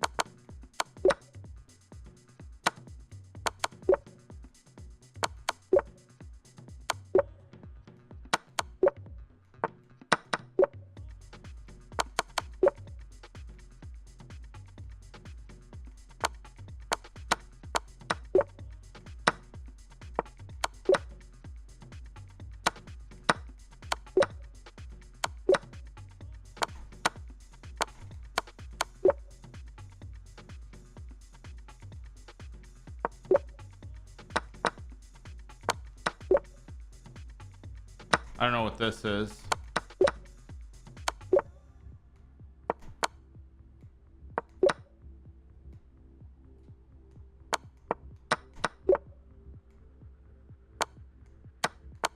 That's good.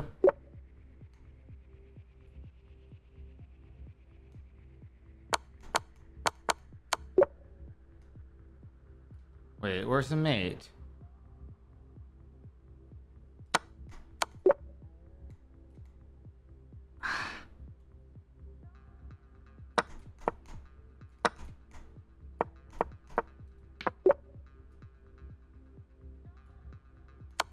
I knew that was wrong the moment I played it too. That's so annoying.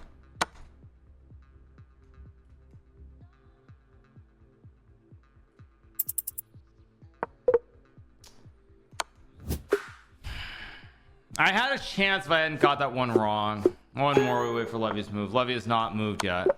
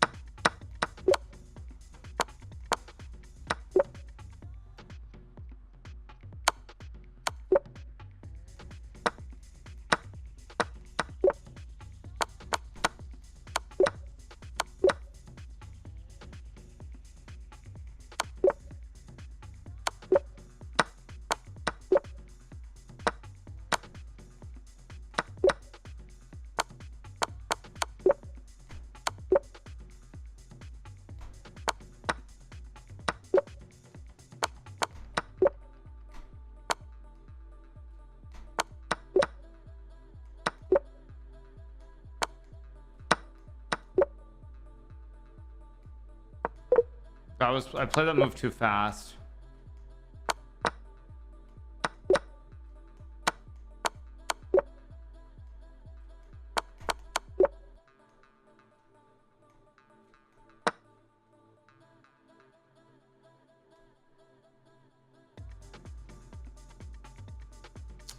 What's the difference between the moves? Oh, crud. What's the difference between Queen C8 and Queen E8? I don't. There's some difference that I don't understand.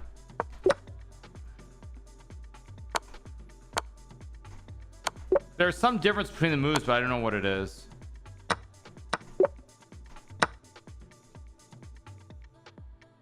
B5, C5, A4. That's B5. There's some difference between the sequence. I don't know what it was.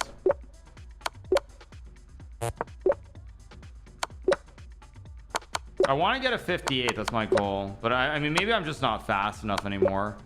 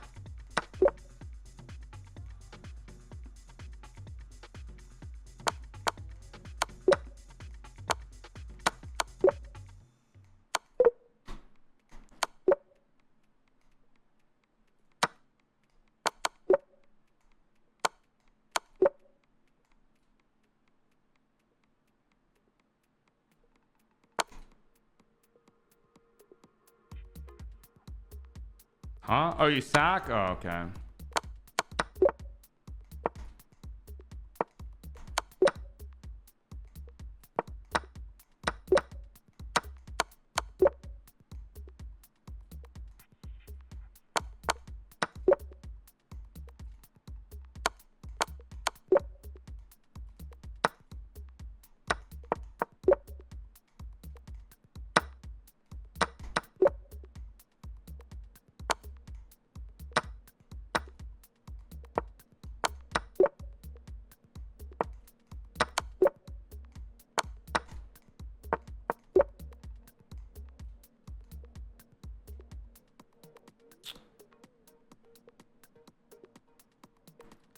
I mean, what even is this?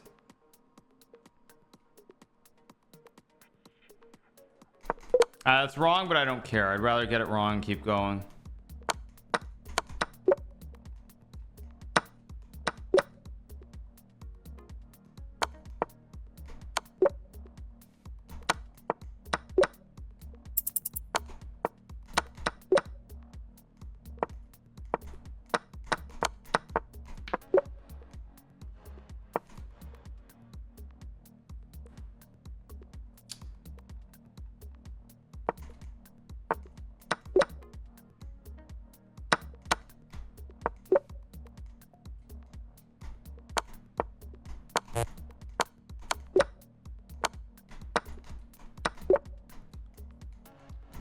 Too slow. Still 54 is decent. Okay, let's get back to the game.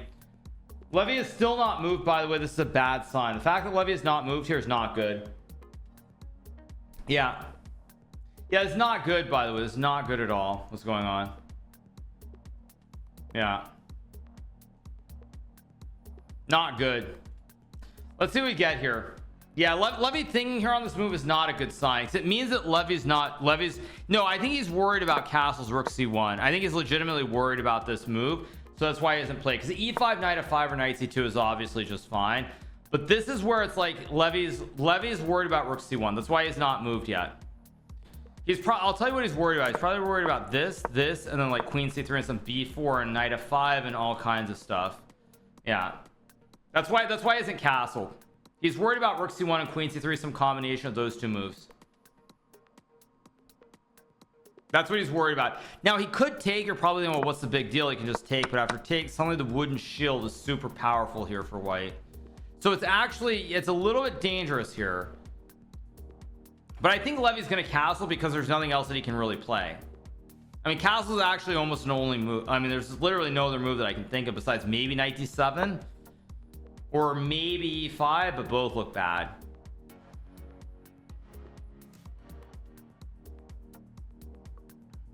What's the wooden shield? The wooden shield is when a bishop covers all the diagonals.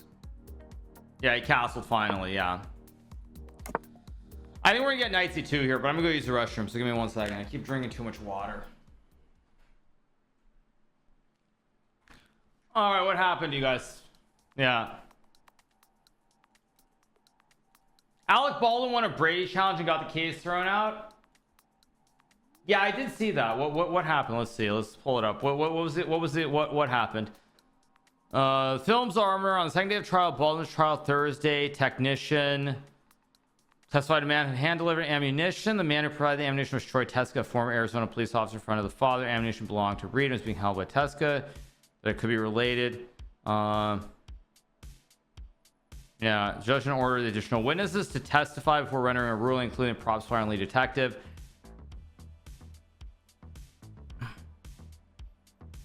Yeah, so they just threw it out, basically. Yeah, that's what happened. All right, back to the game. I expect knight c2 or rook c1. I think knight c2 is probably going to be played just to make a draw. That's my guess. That's my prediction, is knight c2 and a draw.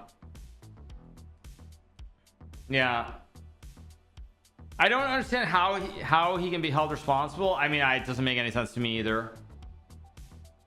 I mean, it's on the armor is my understanding, right? Did they convict the guy who killed Bruce Lee by mistake? I don't think so, no.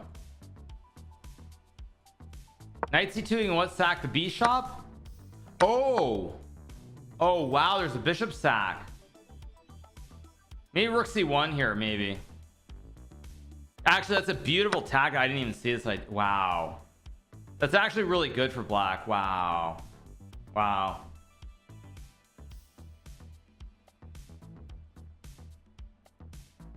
But I expect rook c1 most likely, or queen c3. One of these two moves makes the most sense here.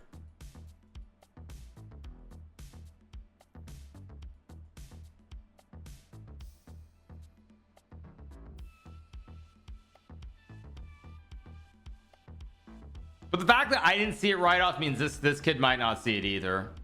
So he might play it. But we'll see.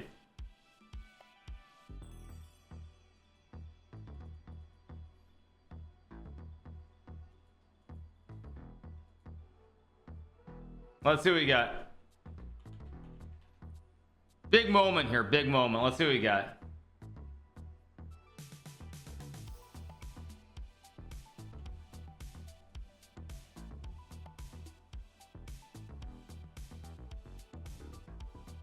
Levy might see it, but let's see what we got. It's a big moment. Actually, I didn't get more water. Let me get more water too. Give me 30 seconds.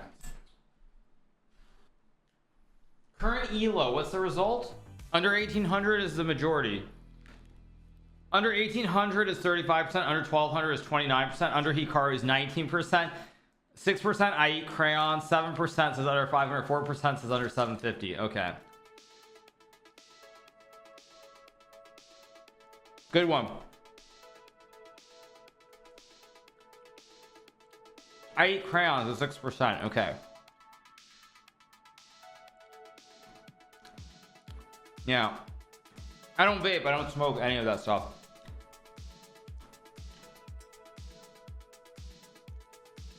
Yeah. See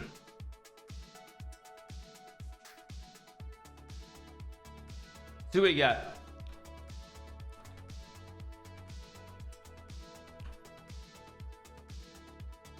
The quality is better. I think it is better, actually.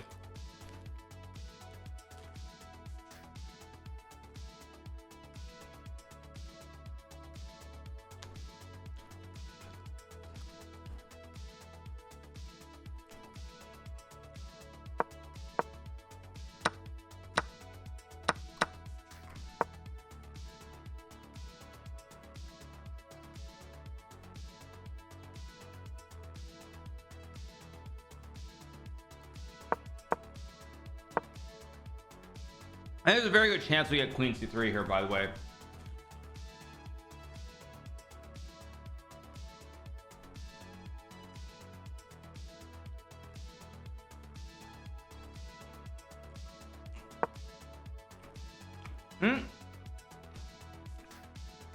Oh.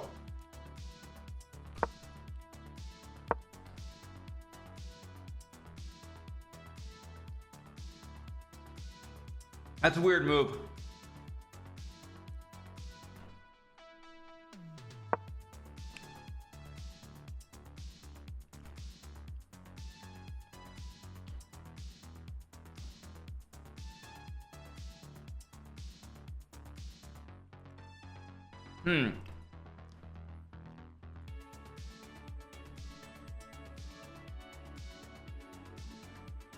Yeah, I mean, Levy just goes rook d7 and rook d8.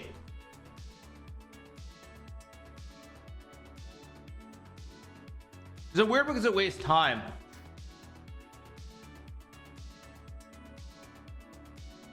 Yeah, king h1 is just a bad move. Yeah, Levy should play rook d7 instantly.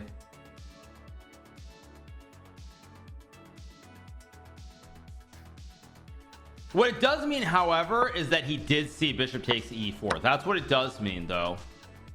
No, the problem with bishop g1 here is that it isn't just rook d8. No, I mean, black's starting to get play here in the middle of the board now. Yeah, it's getting a little bit shaky now. Well, let's see what we got.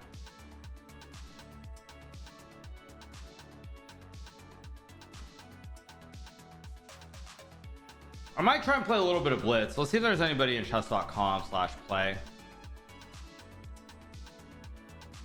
Play. Challenge Bortnick again. Probably play 2 quickies while we wait. Challenge Bach.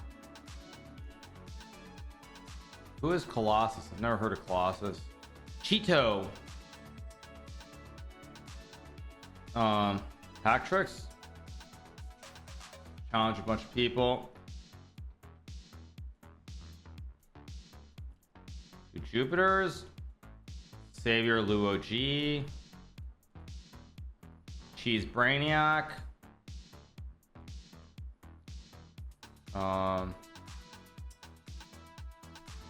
Yeah, trying to send out a bunch of challenges.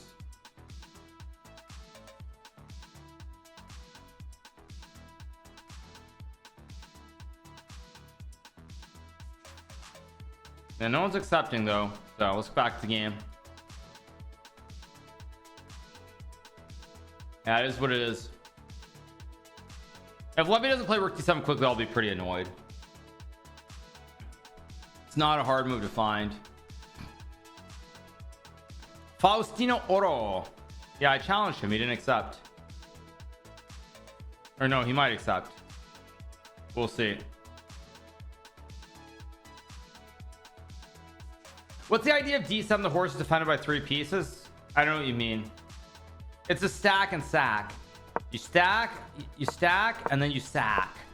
You stack and sack. It's a very fundamental concept. Levy has an open turn from July 17th to 21st. Oh, is Levy literally trying to just play chess again? Maybe. Okay. I didn't know that. Wait, what's the event? Alan DeLando. What is the event? Just tell me what the event is. What is the event that he's playing in? What is the event? You guys tell me.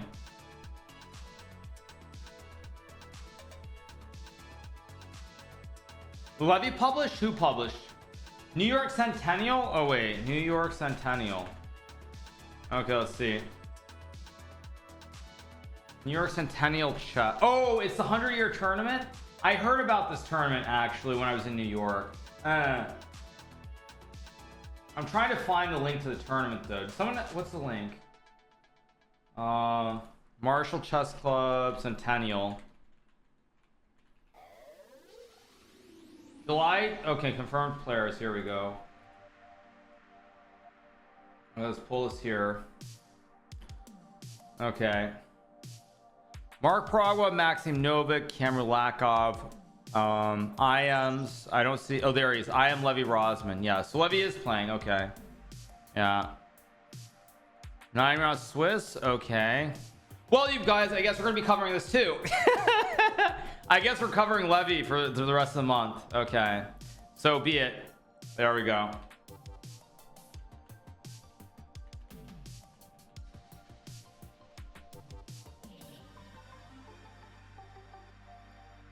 Without you. Without you.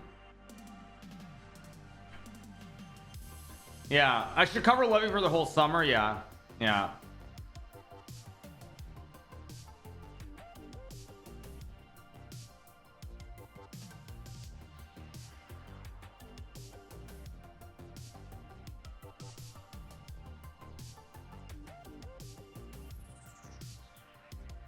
Yeah. Yeah, that's what our channel is just gonna become. My channel is just gonna become a it's gonna be a Levy fan channel. That's what we're gonna become. Yeah, fit Levy fan channel. It is entry fee, yeah, is $425, baby. 425 bucks to play. At the tournament Levy's playing is 850 bucks. Chess, I hate to break to you guys, is pay to play. It's not even pay to win. Chess is pay to play to begin with. So chess is pretty tough, I'm not gonna lie, as you guys can tell. But basically you pay $425 and you pray that you can win $15,000. Or no, first is 4,000. Oh my god, $4,000 is first prize. Holy. Yeah, wow. Yeah, I mean, that's really bad. Like this current tournament, if you're anyone not named Levy Rosman, Maxim Novik, or Stoyanovich, Peja Stoyanovich, or sorry, no, that's Peja Stoyakovich. Who's the other guy in this tournament? It's Peja. Oh, it's Alexander Savanovich. Kind of different, but anyway, whatever. It's Savanovich, not Stoyanovich. But basically, if you're not Levy, Savanovich, or Novik, you paid $850 to play the tournament. Yeah, you paid $850. So yeah, you paid 850 bucks, baby.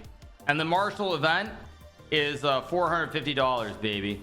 But entry fee will be refunded to GMs, IMs. GMs and IMs get a free entry fee if you have a title. But yeah, chess is tough, boys. Chess is tough.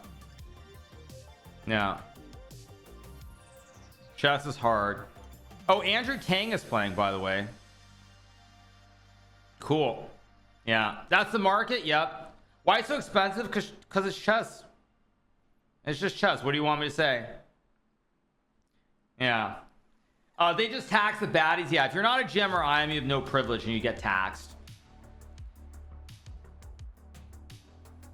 Taxes with questionable representation. Yeah. So it's a newbie tax. Yeah, exactly. Yes. I mean, both players are getting up and leaving the board like lunatics. Yeah. Tax the poor noobs, refund the rich GMs. Exactly. Tax the poor to help the rich. I mean, that's pretty much how life works too. I mean, don't tax corporations, tax the people. So anyway, let's see what we got here. I think Levy here doesn't want to go rook d7. I think he's gonna play like e5 or something, or maybe I think Levy might. G6 just looks so loose though. There's no way. Rook d7 is the move here. I actually don't like that Levy's thinking so long here, because rook d7 is the only move. Rook d7 or rook d8 is pretty much the only move. So let's see. G6 would set up e5, but it doesn't do anything, because even if you get e5, I just go back and I guard the bishop. So you take away f5, but it does nothing. I don't know why Levy's saying rook d7 or rook d8 is, to me, very obvious here. I mean, maybe he's worried about something like rook c1 or something. He's worried that about the sack doesn't work, but yeah. 5K viewers on a Friday evening covering Classic is pretty badass. Yeah, we had over 10,000 for the morning game, but I think right now everyone's like kind of tuning in, tuning out. They got stuff to do with their families. It's Friday night, go out to the bars and stuff like that. So yeah, I mean, basically though, the reason I don't get why Levy hasn't played rook d7 is because there just aren't many moves. That's what I don't understand. It's also super late in Europe as well. Yeah, unless you're on the west coast of the US, it's basically like it's prime time to go to the bars and everything. Am I already annoyed? I'm not super annoyed, but I don't like Levy's time usage. This game, his time usage has been weird. Like, he spent a long time on castles. Like, how long did he spend on castles? He spent 13 minutes, which already is a sign that I think he's a little bit uneasy here. A little bit uneasy. The bars are hurting me today. What, the girls all saying no to you or something? What do you mean? But anyway, I just don't know why he hasn't played rook d7.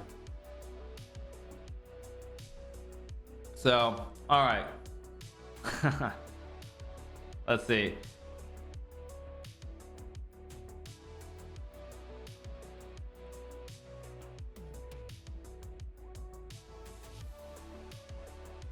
Crazy how late NY bars are open. 4 a.m. Okay, yeah. Should I go golfing or watch the stream? Where can you go golfing? Even on the West Coast, it's 5 p.m. Are you in Australia? Maybe you're in Australia, or you're in Japan, or somewhere in Asia, but it's 5 p.m. here. It's 8 p.m. Oh, Hawaii. Duh, Hawaii. I'm an idiot. I forgot about Hawaii. No, Washington is the same time zone as California. Yeah. No, you're wrong.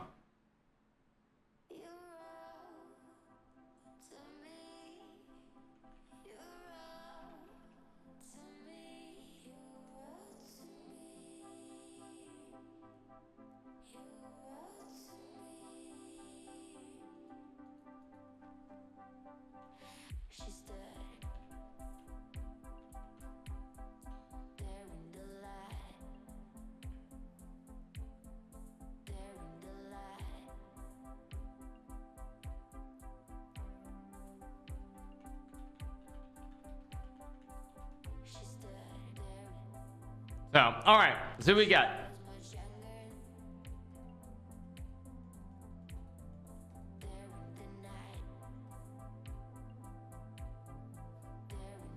Let's see what Levy chooses to play here. I think e5. If he hasn't played rook d7 yet, I think he's probably going to play e5. But Levy does look tired here, legitimately. He looks quite tired, if I'm being honest. I think what Levy's worried about, he's worried about some queen c3 b4 stuff. I think he's gonna play e5 here. If he hasn't played rook d7 yet, I think he's gonna talk himself out of it. That's my best guess. Why isn't Daniel playing the Centennial at Marshall or Bach? Bach is in St. Louis. Daniel's in Charlotte. They would have to travel, get a hotel. I mean, and for what? For what exactly?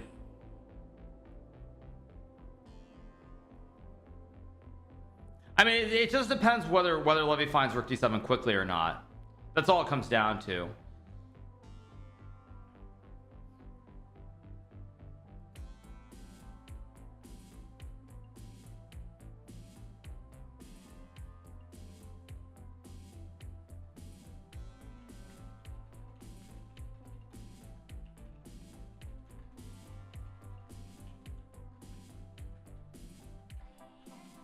So, thank you photo chats for the raid with 100. Appreciate it. Thank you so much.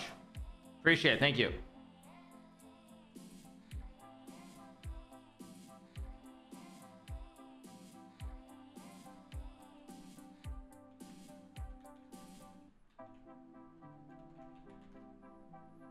See what we get here.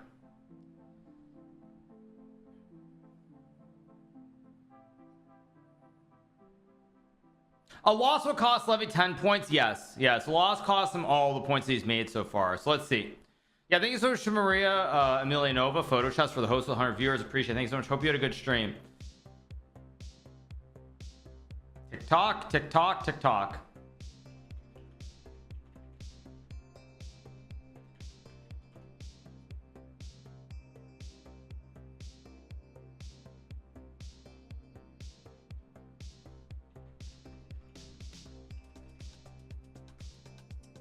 Thank you, photo chats, for the sub. Thanks so much for photo chats for subscribing. Appreciate it. Thank you so much.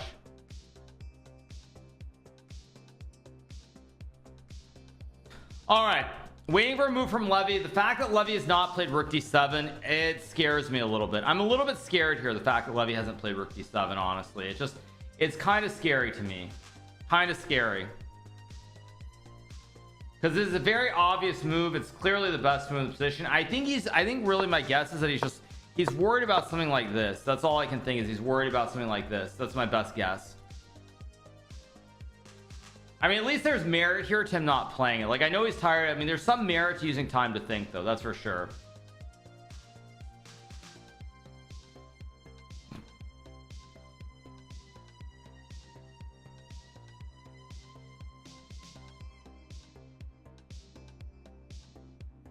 So let's see.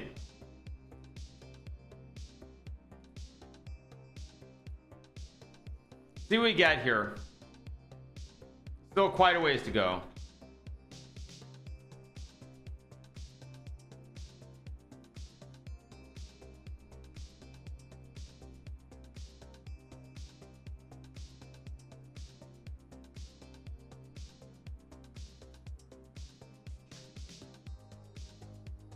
Yo, Hikaru, do you have a fancy chessboard? Not really. I don't have anything super expensive. Nah, I mean, I'm pretty chill, actually. Pretty chill. Or he does it finally after 20 years, which is good. I mean, maybe he's worried about this too, but I mean, what's going on here? I mean, rook a3. I mean, yeah, it's fine. This is a big moment here because this is a very, very big moment actually in the game.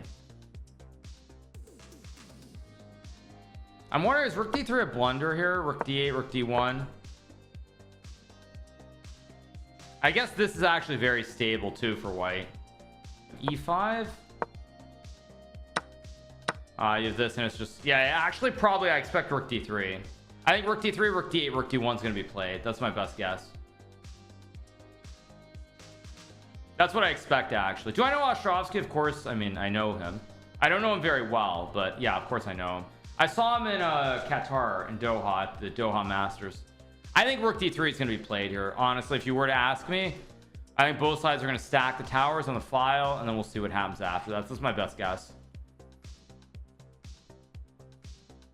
Do I believe in astrology? What do you mean? Do I think there's someone who's going to be better than Magnus? Eventually someone will be better, but by actual rating, I don't think anyone's going to pass Magnus's peak. It's not going to happen. Basically, the field, the gap is narrowing and narrowing more and more. I don't think any chance that there's any chance that I don't think there's any chance that someone can pass that peak. Do I believe in life after love? You mean do you want the song? I'll find it. Do I have it on this one? I don't know. Artist. Do I have the song on the playlist? I don't know. Maybe I do.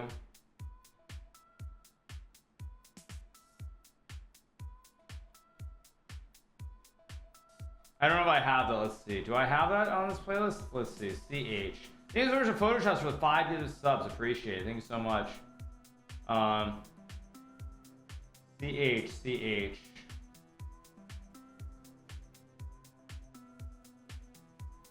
Where is CH? CHI? There we go. I don't have it on this playlist, but whatever. The right one? Oh, I do have it on the playlist. What am I doing?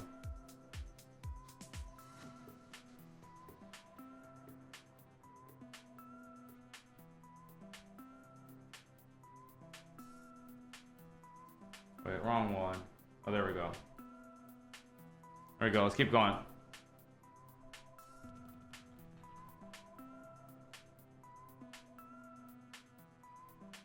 Okay. Okay, let's see what we get here. I expect rook d3, rook d8, rook d1 to be played. That's what I expect. Thank you, Ant Cheeks, for a sub. Appreciate it. Thank you so much.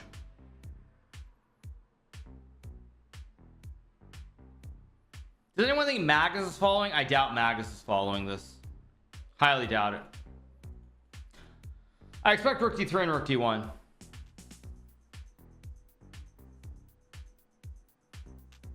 Into you.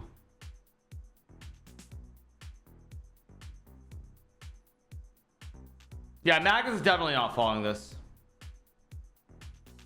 I wrote a private message. Yes, I wrote a private message to Magnus and his dad. So yes, I think rook d3 is going to be played here.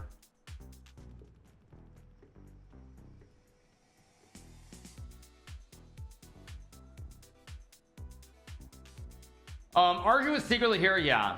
Yes. Magnus's dad is like 2000. His dad is quite decent actually at chess. Yes, his dad is good.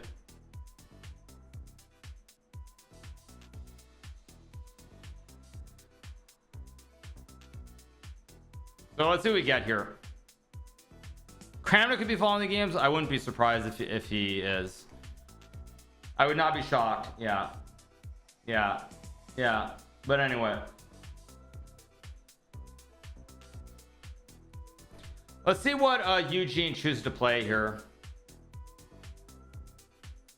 Probably rook d3 and rook d1. I mean, I wouldn't be, I bet he was following earlier. I doubt he's following now. He probably is asleep, but earlier I would bet you almost any amount of money he was. I mean, he's clearly completely obsessed with everything, and when you get obsessed with things on social media, and you stalk and do all these other things, like it would not surprise me in the least. So let's see what we get here.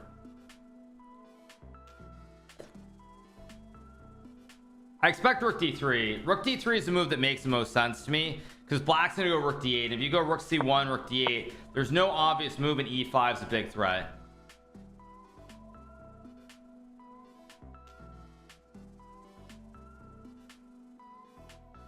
Oh, he plays queen c3. Wow. I think we're gonna actually get this line with rook a3 on the board, but Levy's just up a pawn here. Very weird. I also don't understand, why didn't he just go queen c3 right away and then b4? Because now Levy has the rook on d7, so the rooks are actually perfectly placed. It was a huge waste of a tempo. I don't care how to get Andrea Botez's attention, dude. That's not my issue. Okay, seriously. Like, see, if we think about this position with queen c3, the point is the rook's here. So if black goes rook c8, now there's no pressure on the knight, 'cause you've moved the rook off the d file. But now with the rook on d7, you go rook c8 and there's all kinds of pressure.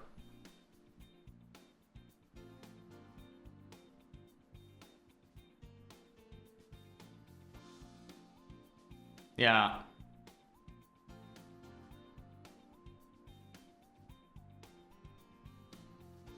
I'm wondering about rook d8 here maybe, but I think after b4, bishop f8, even just moving the rook is fine.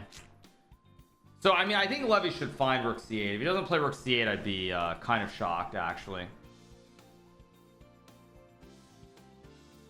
I'd be really surprised, actually, if he doesn't find it. But let's see what we get. Why is rook f8 bad? Because white, it's not bad, but after b4, your bishop has to leave the diagonal.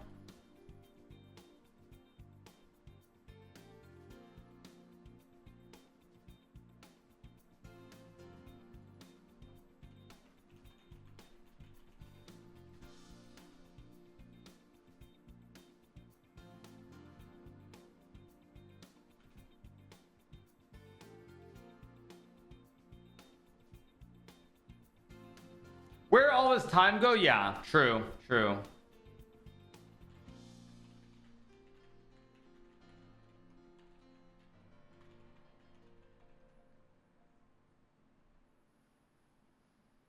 How's life in general? Pretty good, can't complain. Okay, Levy's using his time here. The thing is, after rook c8 though, his opponent has to play b4, so queen b3, you just sack and now you're just good. Oh wait,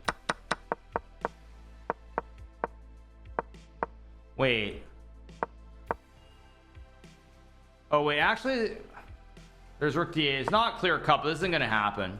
Not gonna happen. Zero chance.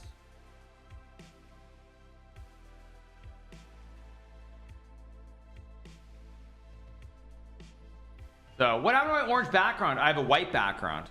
That's what happened. Max put out a new tweet.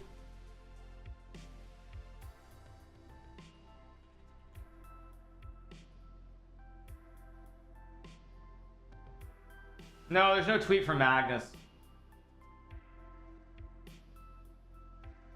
Yeah, no tweet from Magnus.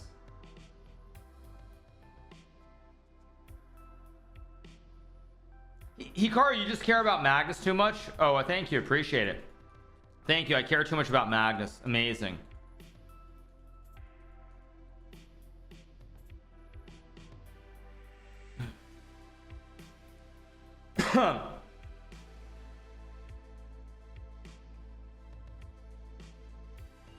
b4 also is a move here, by the way. b4 is a move, but after takes, even this is just completely equal with the two pawns.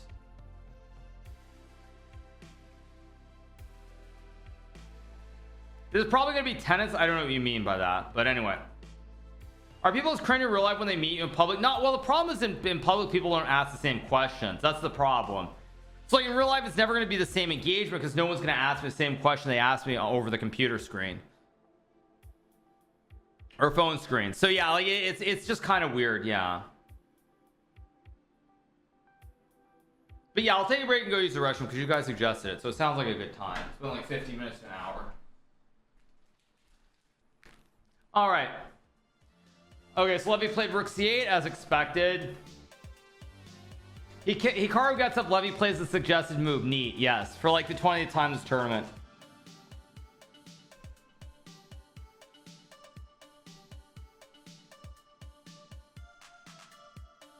I don't really know if the guy's capable of playing b4. I mean, apparently, oh, rook dc1 is playable. Oh, because if it takes, you get ice. Wait. Ah, rook dc1 is actually the move here, I think.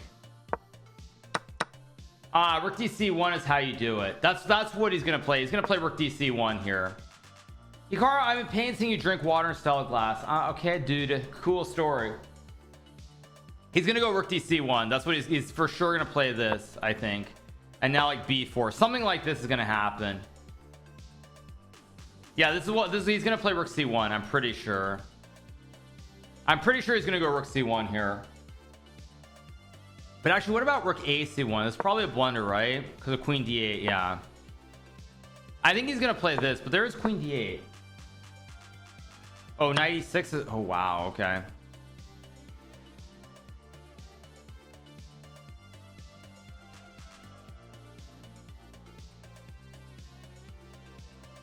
I think he's gonna go rook dc1. That's my guess. It's what I expect, actually. It makes a lot of sense, in fact. That will never happen at GM at IMO. I think rook dc1 is actually very likely to be played because the only thing you have to calculate is takes, and you see that you're completely fine. Oh, what happened? I think rook dc1 is actually very likely here.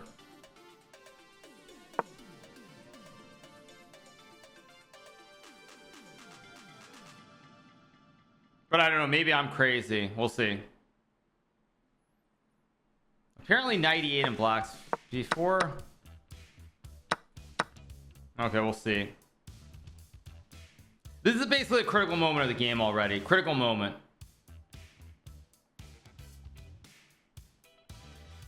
This is basically the game, the critical moment of the game.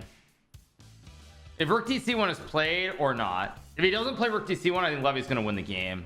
Well, win maybe is too strong, but I think Levy's going to have a very good chance to win unless he plays rook c1 or b4.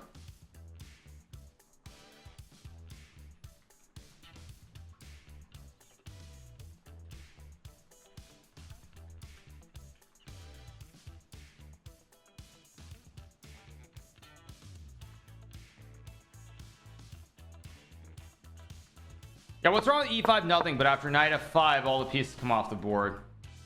Next ODB tournament is gonna be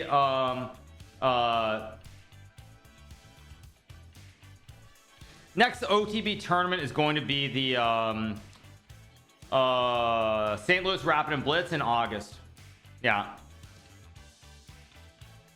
big moment in the game. If we get rook dc1, I mean, I think it's very likely going to peter out. If we don't get rook dc1, I expect a blunder, basically, if we don't get b4 rook dc1. Levy's time management has not been great, but his opponent's time management hasn't been particularly good either, so it's not a big deal. How crazy would it be the ranks of the top 20 where k equals 40? Crazy, actually really crazy, because it would depend. It would be every turn it would fluctuate wildly.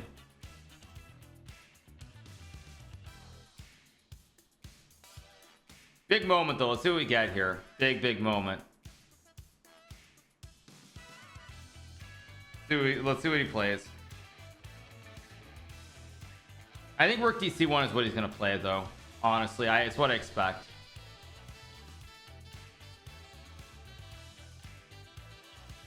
I expect rook dc1. That's my prediction. What do top players think of Levy? They're all very jealous, and they also think he's a terrible chess player. So it's like, how can he be so much more successful than, basically the adage is, how can he be so much more successful than all of us when he's just a bad chess player, for lack of a better way of putting it. That's the gist of it, and it's disappointing for sure, but whatever. Like I said, they're all salty, but you know, they're all salty, but at the end of the day, as I've said a few times already today, fact of the matter is, what were they doing during the pandemic? What were they doing? Well, the thing is, but it's not directly benefiting them, though. That's the point. It doesn't benefit them. It benefits Levy, and I mean, obviously, people like myself, it's gonna benefit me too. But like when you look at the top GMs, they get no benefit out of what Levy is doing. That's the thing. So they get no benefit out of it. So yeah, that's the bottom line. Because they get no direct benefit, it's just like, this is ridiculous. Is their attitude. So I mean, I don't care, obviously, but the fact is, at the end of the day, as I said before, during the pandemic, where were they? What were they doing? They were sitting at home doing nothing. So like, it's very hard to be critical when Levy was out here busting his you know what, just like I was and others were, and they were busy sitting at home laughing at us, saying like, what is the stupid thing that they're doing? I mean, you guys have no idea the amount of nonsense. Like in 2019 when I was streaming, there were so many people who were like, he's such an idiot, he's wasting his time on streaming, it's going to affect his chats, he's terrible, it's what a waste of talent, blah blah blah blah blah. Like, you guys have no idea, in 2019 basically everyone was saying that. They were all saying that it's like, he's wasting his time on this stupid streaming, it's like, what's the point? And that sort of speaks volumes. So it speaks volumes. Yeah. Yeah. Yeah. Yeah. Yeah, I'm not joking when I say that. Like, yeah, basically in the chess world, a lot of people, like people who were around the players, I mean, like one or two of the players even said it. Like, yeah.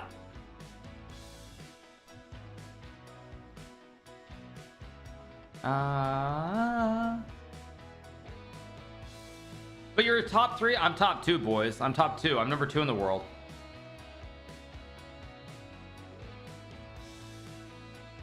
So yeah, I think I'm top 2, but I could be wrong. But yeah, I mean, so then that's the thing, like all of them back, like when I started getting into 2019 or even during the pandemic, they were all just like laughing, thinking it's this stupid thing, what these people are making clowns themselves, you know, they're just going and live streaming and making clowns, or they're being clowns to entertain people. Like, what's the point? It's so stupid.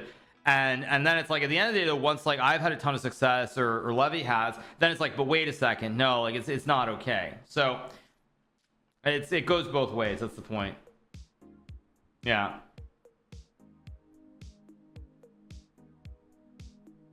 So all right,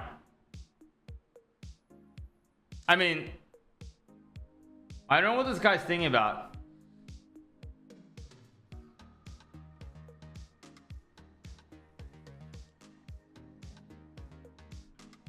But yeah, Eugene's got to move here.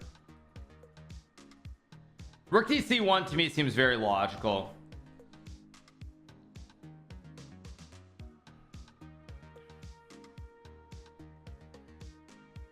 Would you rather play a tournament close to home or where you have to travel? Rook A is bad because after Queen D8 you have to deal with a new pin. You have to deal with 2 pins, this pin and this pin, and the other rook's on C8. And I mean, maybe Queen E1 is fine, but this looks very scary. I mean, it's very scary to play like this. Maybe he'll play Rook C1, Queen D8, Queen E1, but it's scary. I mean, actually, maybe he will play, because it doesn't seem crazy to me to get to this position. Let's see what we got.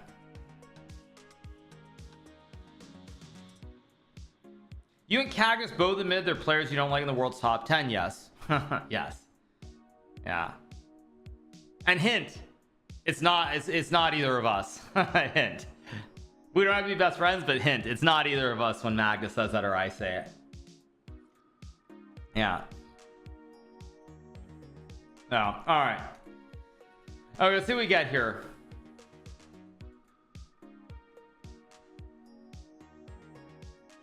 I mean, Rook DC1, Rook AC1, or B4. There are 3 moves. You got to pick one.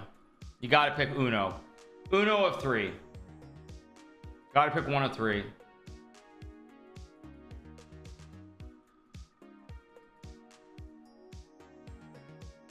It's like the exact same board state. I know, that's why it's boring. I'll do another puzzle rush while we wait. The game is slowly getting exciting. Slowly. Slowly.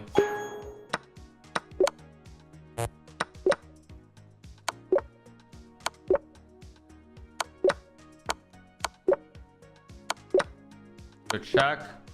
Mate. Mate.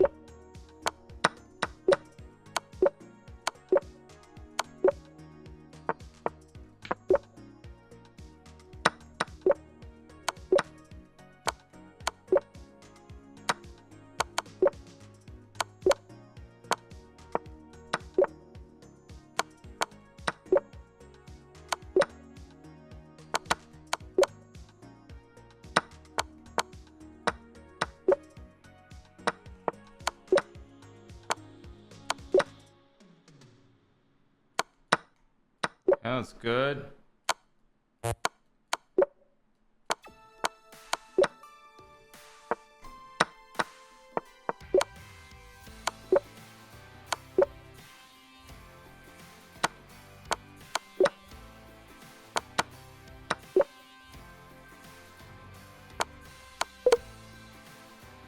There's Rook A2. What the heck?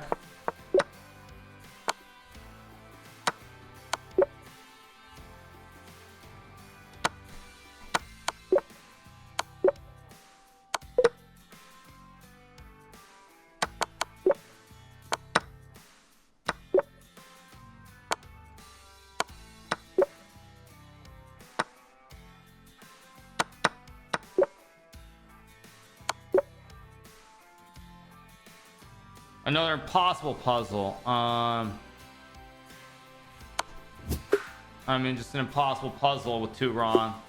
Do one more.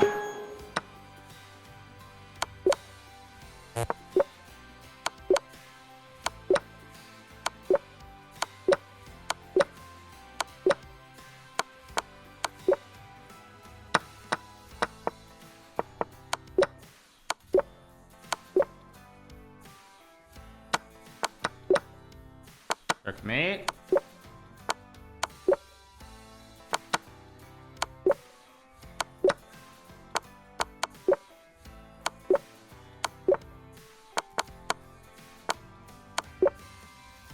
Check.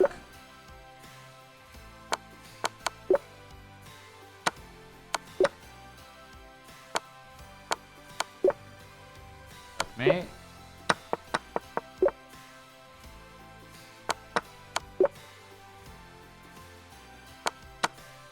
Thanks, that's good.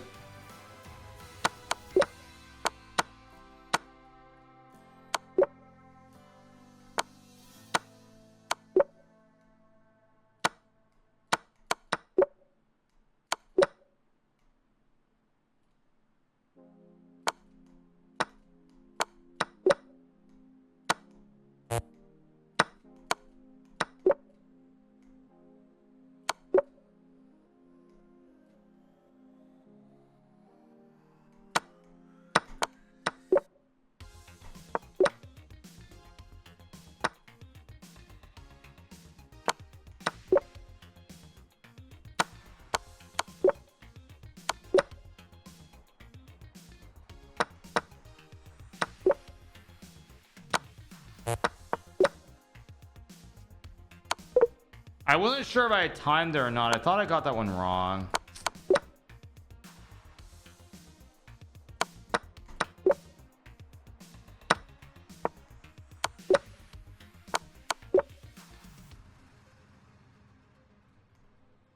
It was H3.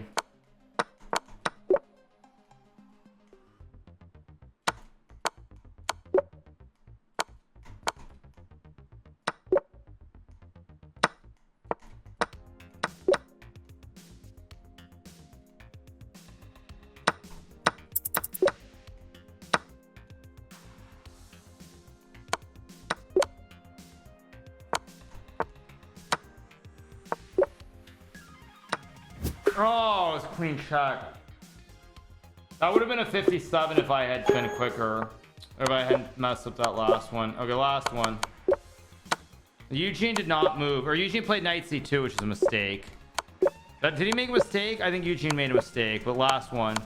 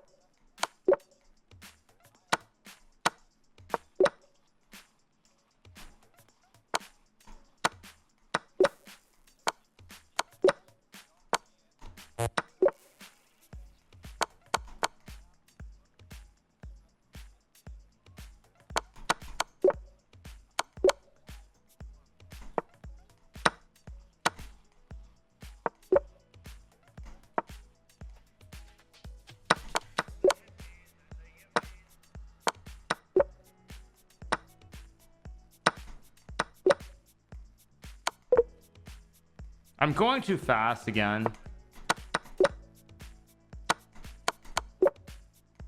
What is this?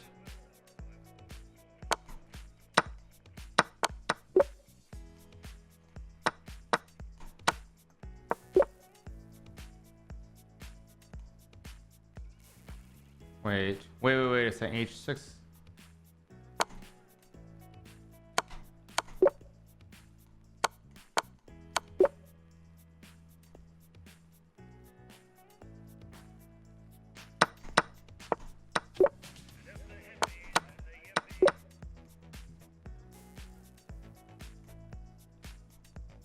What is this?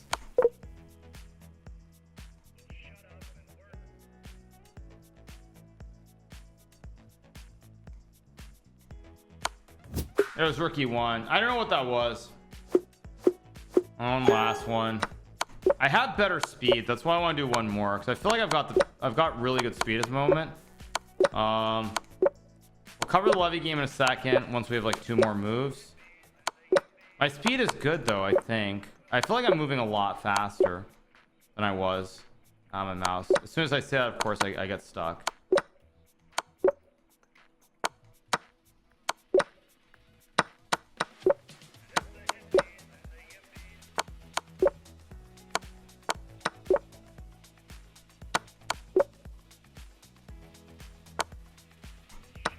It was rook h6.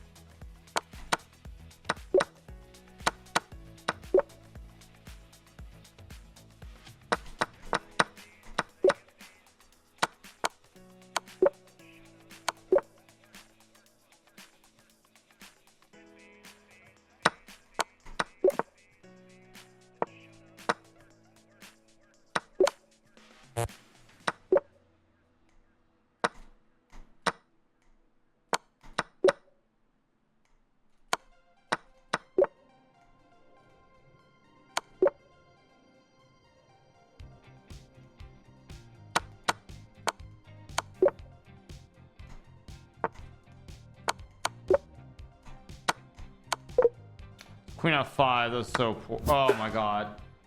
All right, let's go back to the game. So bad. All right, waiting for a move from Levy. Knight c2 is not the best move, by the way. But anyway, let's keep going. So bad. That was like a 55 easily if I don't play Queen h7. If I play Queen f5, I should have gotten both those right in split seconds, and I would have had 55. Do I think GMHikaru will be top 10 again?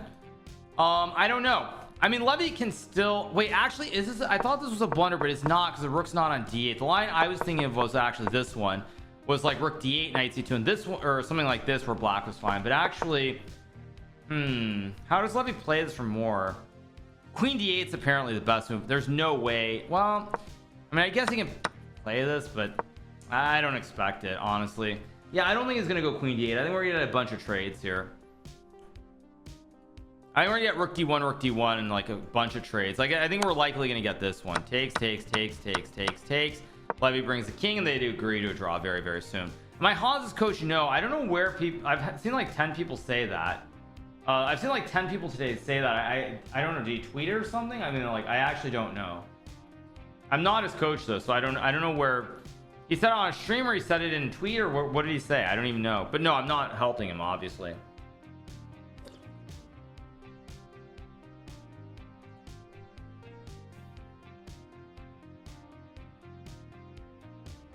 He posted his YouTube channel, I'm coaching him. That was very sarcastic. It was probably sarcastic because I beat him like 3 games yesterday in the bullet brawl, or the bullet portion of the kick athlon. So yeah.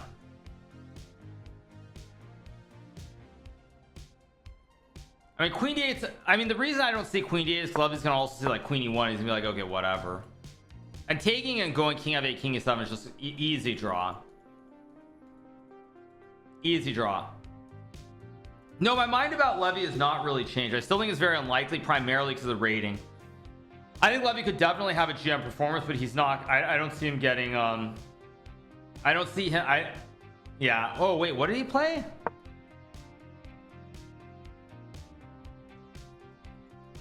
Okay, so takes, and here takes. Oh wait, is there? Oh wait, Levy's getting his rook trapped here. If this I mean, this will never happen, but can you go queen b3 too? Yeah, I mean, I think actually we're probably gonna see queen b3 is my guess. I don't think he's gonna take the bishop. I think he's gonna go queen b3. We might even get a draw here.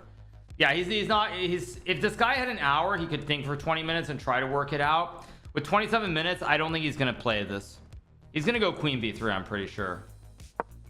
I mean, he has to make sure that there's this, which is just good too, or bishop d4. No, I think we'll get queen b3. I think we'll get queen b3 takes and queen e3 in. Probably a draw. Still likely a draw. Knight e3 also probably fine too, but yeah, I don't really see it happening. Well, will you become the first American World Blitz champion? Good one. I don't know. I mean, even if white were to sack the queen, I guess this is good for black, but even this is not. I guess queen d8 is, and you still maneuver it, so it's good, but yeah, it doesn't look crazy. Luckily, we're in the final stage of the game though. Why doesn't Hans play the Marshall Chess Centennial? I don't know. I think Hans is like renting a place in London or something, or at least that's what I heard. So I don't know.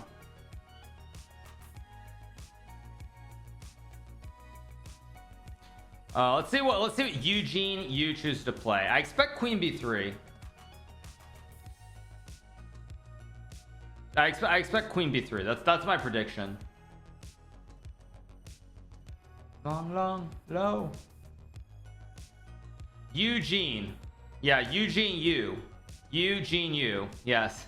Eugene you. I wonder what his parents thought about that when they named him Eugene. If they thought they were being really funny. Eugene you. Eugene you. Yeah, I wonder if that's, I wonder if they thought about that. I wonder if that was on purpose, kind of. No, how's that being racist? That's not being racist. I'm just saying it's like it's just kind of funny. Eugene you genius. That's not being racist. Okay, society's dying if people think that's racist. UGU, yes. He's a UGU, yeah. I expect queen b3 though. I don't expect him to take on d4.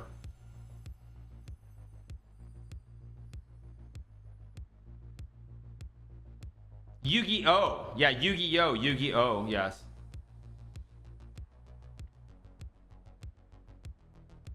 I mean, the thing is, like, if we get this position, I'm trying to think about this logically. Something like this. I mean, Levy can sack and maybe go for more.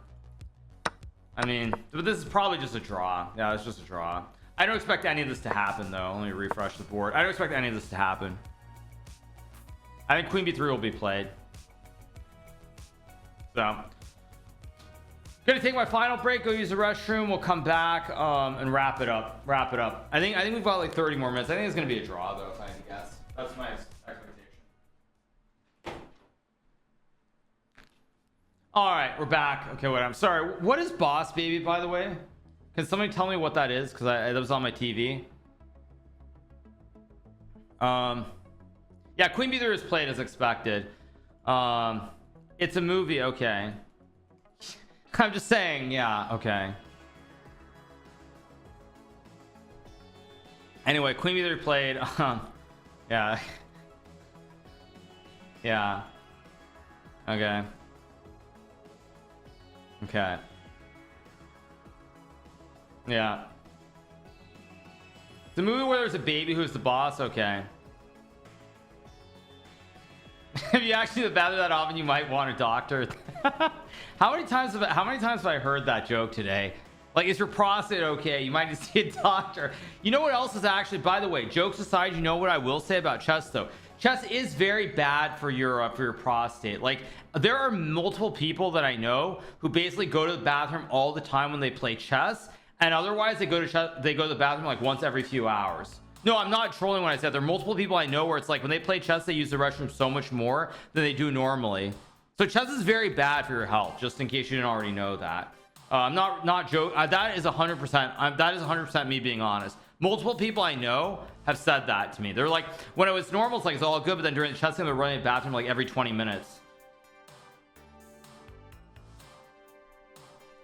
Is it because it's because of nervous? It's because of nerves. So basically, when it's like when you're nervous. So I'm actually nervous watching Levy, is what you're saying. Like even today, even when I'm doing coverage of this, I'm going to the restroom more often than I do when I normally stream. Yeah, it's because when you're stressed, you tend to feel like peeing more. Okay. Okay. Anyway, I think we're gonna get a draw here. Hot take: I expect Bishop C5, Queen C3 in a draw. Hot take. Well, let's see what we get.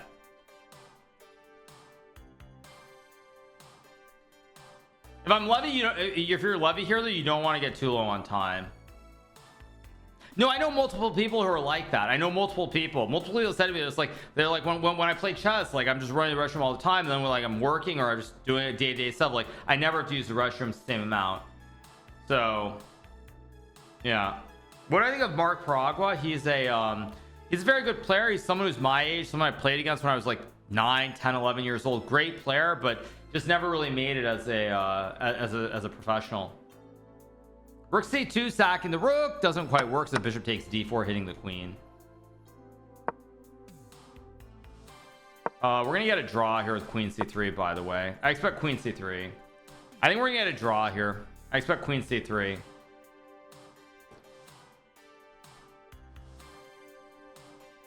I'm expecting a draw with queen c3 here. I mean, you could obviously take and go knight e3, but I think we're gonna get queen c3. I think we're gonna get a draw here with queen c3. I think Levy's tired. I think the guy's not feeling it either. I think we'll get queen c3 pretty quickly here if I had to guess.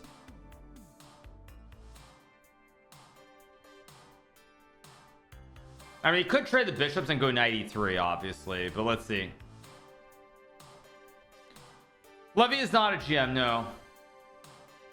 Yeah, 2 matches again tomorrow, so we'll probably play the bullet brawl, cover Levy's first game, call it, and then come back for the evening game as well. I mean, it's very grueling. Yeah, I think it's 2 tomorrow. Is it 2 tomorrow or 2 Sunday? I think it's 2 tomorrow and then 1 on Sunday. But yeah, it's a lot. Yeah, if I were Levy's opponent, I would probably just go queen c3. Or it's 2 tomorrow and 2 on Sunday? Wait. Oh, sorry, you're right, because this is round 5. So there's 2 on Saturday and 2 on Sunday. Never mind. Yeah, I mean, this is just like you pay $850 to be dead. You pay $850 to play this tournament and just be completely tired and dead. So it's a good deal, right? 4 days in a row with 2 games a day, and you have to pay $850 for the privilege to be that tired.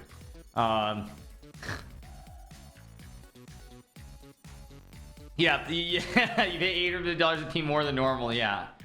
Yes. I think he's gonna go queen c3. I'd be very surprised if he trades the bishops here.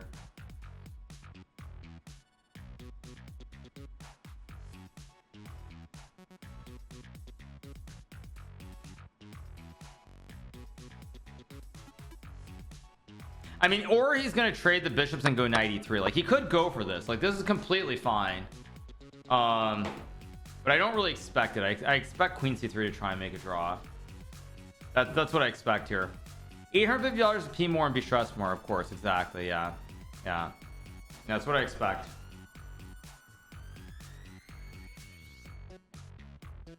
It's crazy to me that they only charge the baddies. Yeah.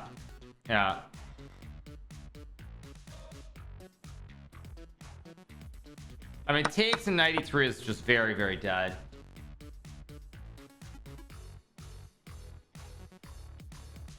But I don't expect it. I expect queen c3 to try and make a repetition. Well, let's see.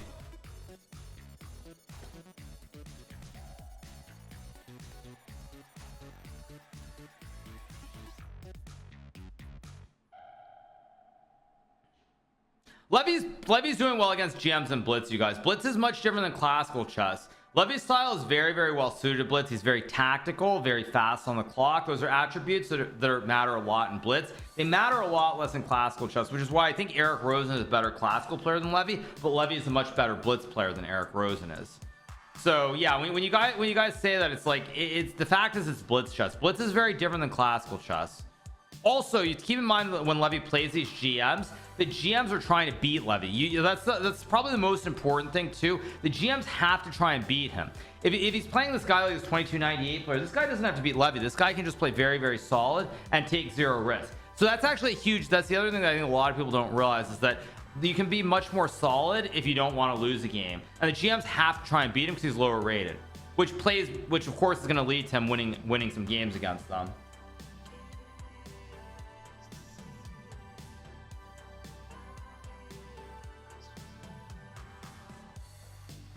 That's kind of like Abasov in the World Cup. Yeah, everybody's trying to beat Abasov. Yeah, I mean that's what people act like some huge thing. It's because they're trying super hard to beat Levy. They're taking huge risks to try and beat him. If they didn't want to lose to Levy, they wouldn't lose. But of course, if they didn't want to lose, there's a good chance they might draw some games, and you can't afford draws in Title Tuesday. Like you just can't afford draws in Title Tuesday. That's the bottom line.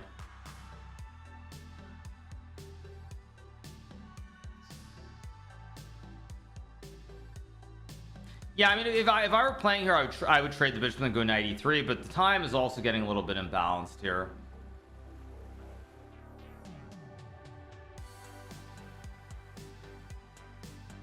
I would say right now 3 results are possible. Yes, I can see Levy winning with a mistake. I can see him losing if he makes a mistake, and a draw is most likely, but all 3 results are in play.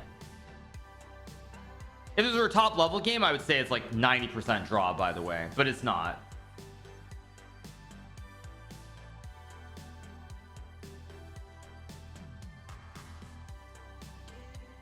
Is that thing on the wall something they can see? Of course, you guys, all they have to do is look up. If they look up, they'll be able to see the eval bar. But of course, they're honorable players like we all are, and they aren't going to look up at the eval bar on the wall. But yeah, it's very distracting to have the projection of the game with the eval bar for sure. I mean, it's very distracting, but what to do, you guys? What to do?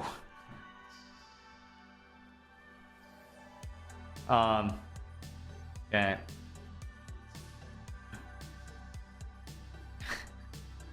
Anyway, yeah.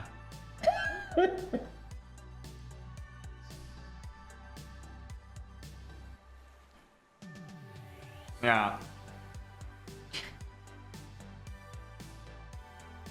Why is this guy thinking so long here, by the way? This is terrible time usage by Levy's opponent.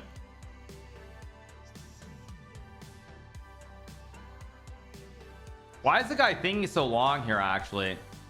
Yeah.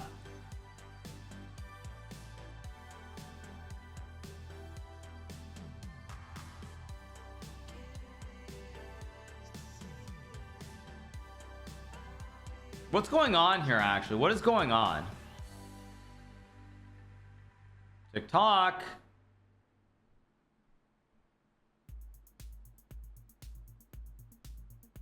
I don't know why he hasn't moved, actually. He has to realize that Levy doesn't have to take the draw after queen c3.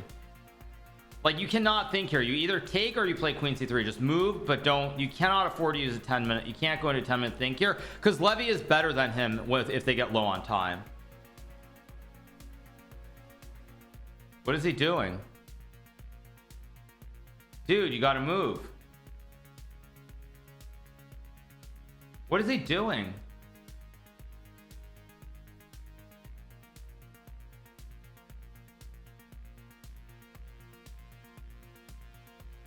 I mean, you play queen c3 or you take. You play one move and then you think. You don't sit here and use 5 minutes. If he uses 5 minutes and plays and Levy goes here, you've wasted 5 minutes for no reason. What is he doing? This time usage is just unacceptable again. Yeah, these guys make these mistakes on the clock that are really, really bad. That are just fundamental mistakes. Like, this is another example. You have to just move quickly. You either take the bishop. Okay, he does it. So we're gonna get takes in 93. So we're gonna have a game. We're gonna have a game. We're gonna get queen c5 93, and the show goes on. He didn't use too much time though. He didn't use too much time. He used a few minutes. He used like 740, which is a little bit on the high side, but it's not crazy. He's not down like 5 minutes on the clock. And his next move will be instant. Queen c5 knight e3 will be played immediately.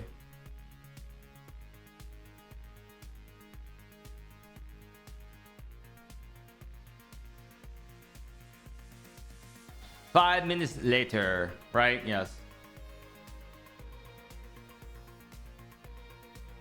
I guess Levy could play rook c5 here. It is a move, but takes rook d1. There's some kind of ice skater threats. Knight e5, queen e3. I mean, it looks a little bit iffy here, kind of, but let's see what we get. Okay, takes with a queen. I expect knight e3 to be played immediately.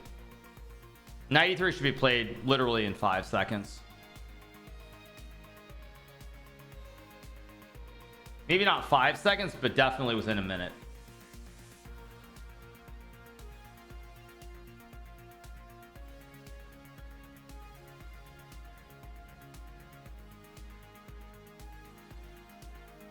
Yeah, it's just a move that you play quickly.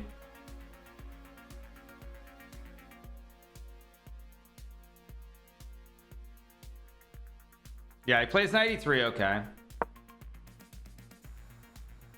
I love how it's out of sync, by the way. I love how it's out of sync. Like even on the board, you saw the move come in before it was played.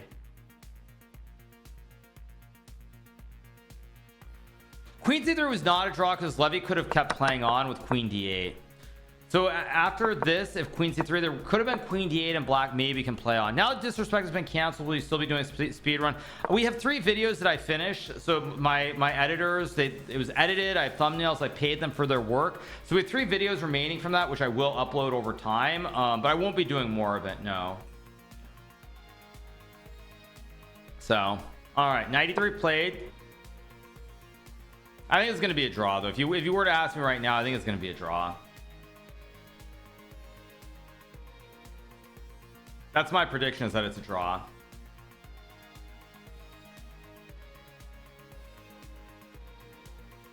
Maybe Levy down the road can play h5, h4, try to go for some massage with the structure on the king side, but we'll see.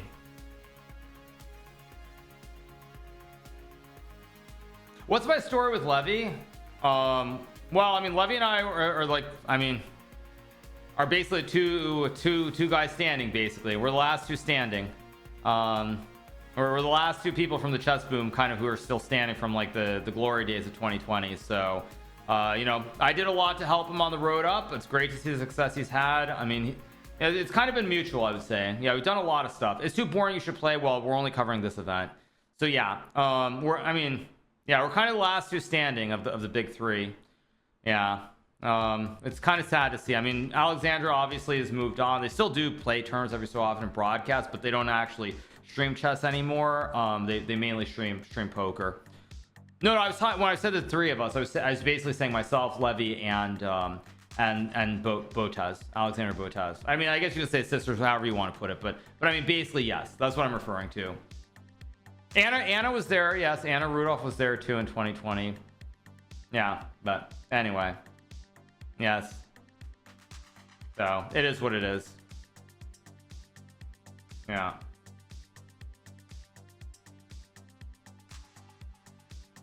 F the big 3, it's just me. Yeah. No, there are plenty of gems on YouTube, obviously, but like in terms of people who were there when everything really got going, we really built it out. You know, Levy and I are really the last 2 standing at this point. Yeah. Get queen e5. Okay. Not the worst move in the world, but not a move that I'm a huge fan of either. He's desperately trying to get white to trade.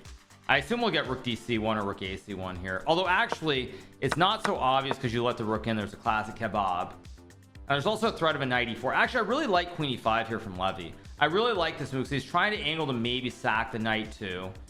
It's a really nice move. He sets up a wooden shield and a double-8 battery all at the same time. There's a classic wooden shield, but there's also potentially a double-8 battery with the queen and the bishop. I like queen e5 a lot. I like queen e5. It's a good move here from Levy. Like h3, what do? Can you sack, or is it too much? Oh no, it's too much. But actually, let's say you trade. Is it too much? Yeah, it's too much. Queen d3, and there's an ice skater. Yeah, a little bit too much. Originally I didn't like it, but now I actually like the sack ideas on e4. Probably will get h3 if I had to guess. h3. I assume h3 or rook c1 won't be played here, because actually rook c1's not crazy, because if you take, you can even take with the knight here. Yeah, I think rook c1 is going to be played. If I had to guess, I expect rook c1. As soon as he spots this and sees the ice skater and the knight's jumping, these knights are very well placed. So I think actually we'll see it. Who came with the idea of PogChamps? PogChamps basically was derived out of my chat. I think it was around the time I started doing a bunch of collabs. It wasn't just XQC, but like with Voyboy and others, and it originated out of my chat. And then yeah, basically the idea we took the idea to chess.com, they organized it, and that's how it came about. Yeah, but yes, it came out, it was born out of my chat. So yes.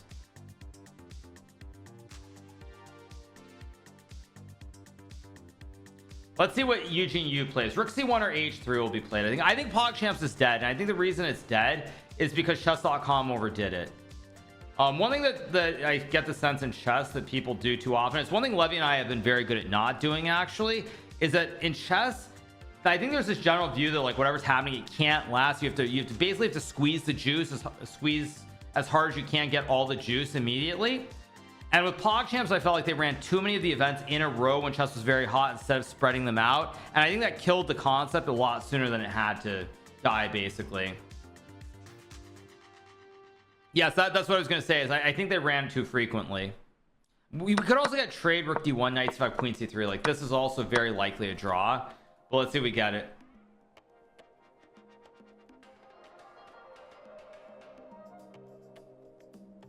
I mean, I would say it should have happened once a year, twice at most, but every 6 months, not any less.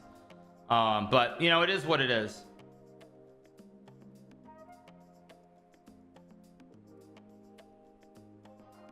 I mean, the participants in the original one I thought were really good because it was simply people who loved chess. There was none of the stuff that started happening in later editions where it's like people were in the event because of how many followers they had on Twitch. Like later on, it became about numbers. After like the second edition, it became purely about numbers, like who has the most followers. And I remember it was maybe the second edition of it, or no, it would have been the third one. Like I think it was Jake and Bake, the streamer on Twitch, who he asked me about the event because he really liked chess. He wasn't great or anything, but he liked playing it. He had a passion for it. And it's like I asked chess.com, they're like, nah, he's too small, he doesn't have enough, there aren't enough people who watch him or follow him. It's just like, okay, I mean, like, no, Jake and Bake. So yeah, I mean, what to say? Yeah, I mean, what to say? Shake and bake, yes.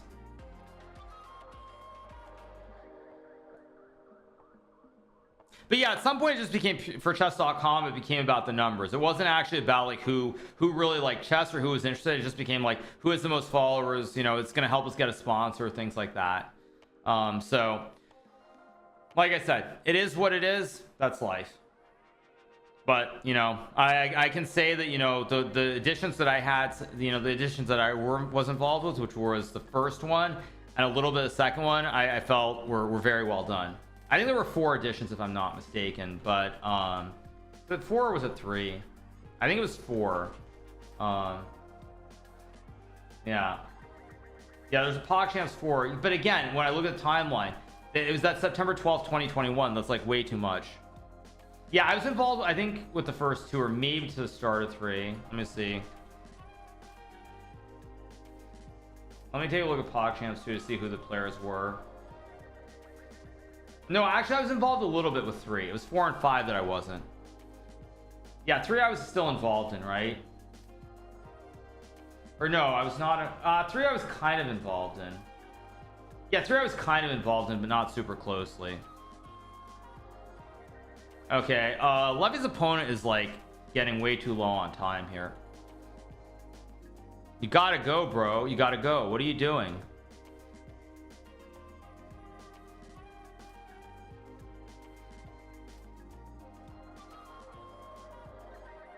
I mean, like, trade in rook d1 at the very worst. You just gotta go though.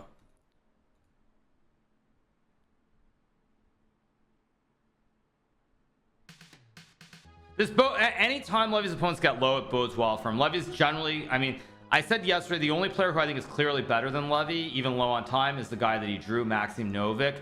None of the other players I think are going to be as good as he is, and Blitz also because he plays online a lot. So Levy, if he gets low on time, is just going to be better than all these other players. So yeah, you can't get super low on time against him. He's just better in the scrambles. I don't know what he's thinking. Is he thinking about A4 or something? Like I maybe he's thinking about A4. Yeah, I don't know.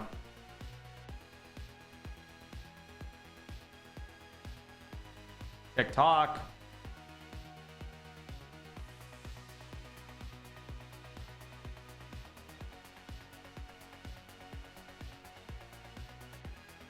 No, I'm saying the GM was 2500 blitz, but based on the quickness of the moves that he was playing, which were very natural and intuitive, I think he's better than Levy. I think if they played a match, he's actually better than Levy.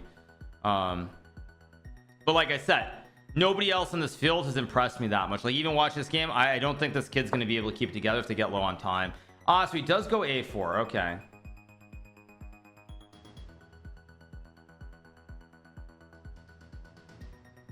You is losing? No, it's unclear right now. Are you the second best player in the world? Something like that. I'm not following the other events really, basically, because like Levy's the only attraction to watching this event. So no, I'm not. I saw Tani was doing poorly though. Tani's doing poorly.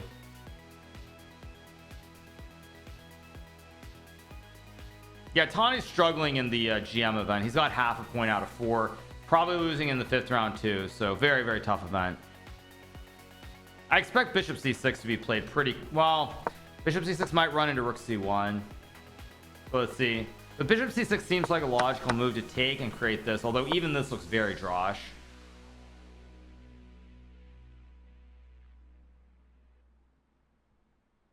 What about Logan Brain? He's a big attraction. Very funny. So yeah, anyway, you guys, but back to the main point, like a lot of things like PogChamps, otherwise, like I don't talk about them frequently, but you know, PogChamps was very disappointing for sure. Tani lost again. Okay, half out of 5. Yeah, so I was involved with PogChamps 3 a little bit, and then that was it. I had nothing to do with PogChamps 4 or 5. Even 3, I mean, I did very minimal stuff. Like who did I even help in PogChamps 3? I think in PogChamps 3, the only people that I did stuff with were who did I do stuff with? I think I might have done something with Michelle. I did something with Michelle, Pokimane. I don't remember if I did something with Myth. I don't think I did. I think it was Pokimane, Michelle Kerr, and maybe I did something with Rainn Wilson, but that was it. So already the collabs were kind of drying up by that point.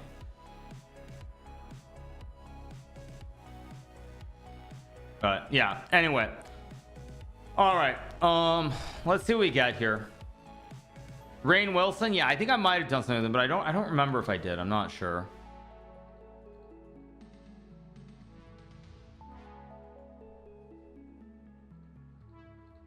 Who's the best PogChamps contestant?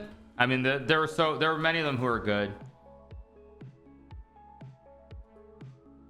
It depends what you want, entertainment or what you want.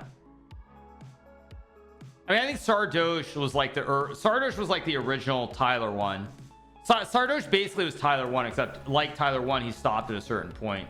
Because Sardosh was grinding chess like 12-13 hours every day the way Tyler was.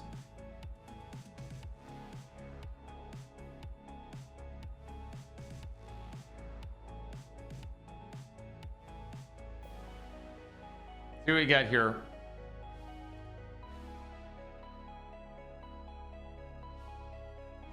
Waiting for a move here in Levy's game. No, you guys, just to be clear, like when I talk about the boom, what I refer to is I'm just saying I thought the idea was great, and it's just sad that it kind of got burned out, but it's fine. So anyway, okay, Levy's using his time here. This is getting into the danger zone for both players here. We're at the point where, I mean, I think it's actually, I did something with Daniel Negreanu. You're right, Daniel Negreanu I did something with as well. You're right, he was in the top bracket too. But yeah. But anyway, yeah.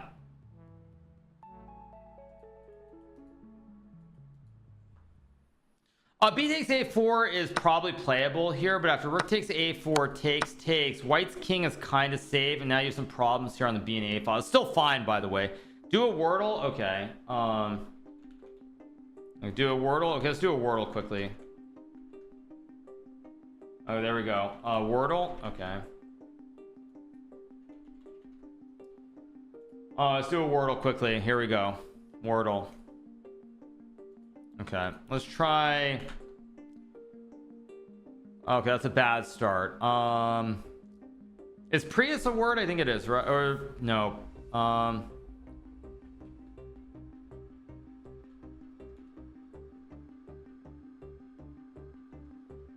Cider's a word, right? But I used E. So I don't want to use the same words. Is Croy a word? I think it is, right? No, it's not. Crops? No, there's no I. That looks like a word. I don't know why. Okay.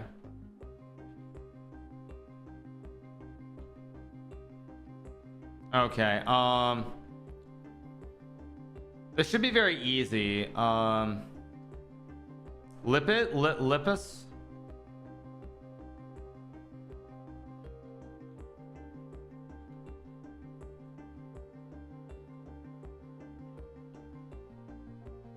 I mean, pints is a word, but I already used N, so oh, there's a word. Okay. Okay, that's like a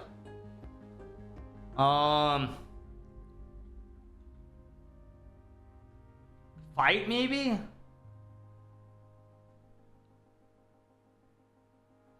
Huh? That's so many letters that are, wow. Okay.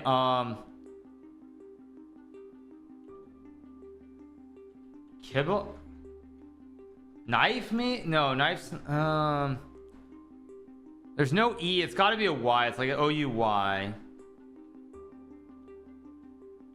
Yeah.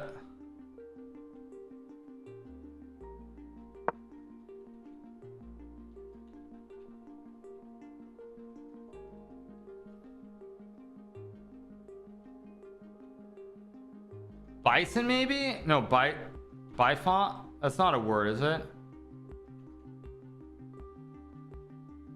Bifocal? Okay, that's not a word either. There's an F though. F-T-Y? Difty? Could it be 50? Oh, no, 50. It's not 50. Difty?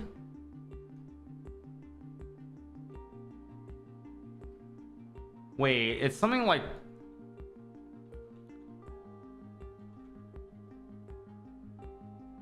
It could be something like silk?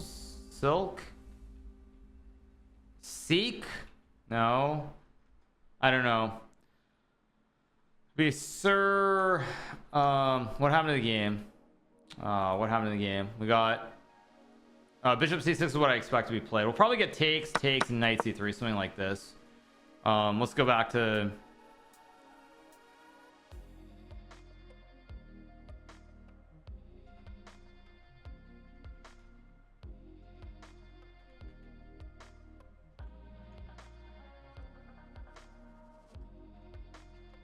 This isn't a word, is it? IF.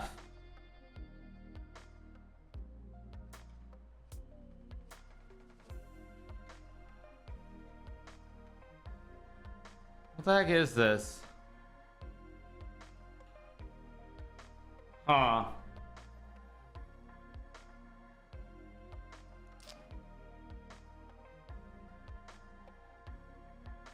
Phi. It's got to be FY at the end, so it's got to be like something. Siffy, maybe? Kiffy? Kitty, maybe? Oh.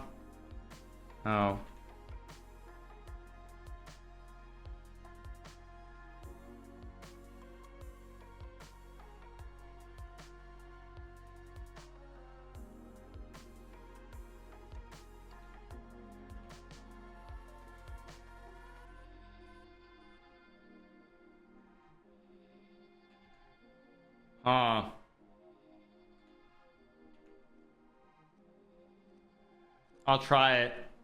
Oh my god. Oh my god, I'm so good. What the heck? Oh my gosh, I'm so good. Okay, emote mode off. Oh my gosh, I'm so... Wow. I just took a wild guess. It's like the last word I could think of that was even had an F in it. I couldn't think of something that has FY. Yeah, okay, it's good. Very good. Let's go back to the game. Whoa, what is A5? Okay, Levy's game is going to get really exciting now, by the way. We got A5. It's game on. Levy's opponent is trying to win the game with knight C2 knight B4. Okay, now it's going to get really exciting. So I'm going to go use version 1 last time, and this time I am using it because now the game's going to get really exciting and we don't want to have any breaks in the action for the rest of the way. So I'll be back in 1 second. Now it's actually going to be exciting. Again, what do you mean? It's been like 50 minutes. It's been an hour. What are you talking about? And I finished my water again. I literally drank like a whole nother thing of water. Stop being weird. Definitely an excuse to watch Boss Baby. Exactly. What happened? We got H6 here. I expect rook C1 or knight C2. Maybe H3 can be played too. A5 is a very strange move to play though, honestly, because like I would have just traded and made the draw here. Like takes knights to just make the draw and move on. So I'm getting the impression that Levy's opponent is trying to win this game to make a norm. That's my impression. That's the impression that I have here.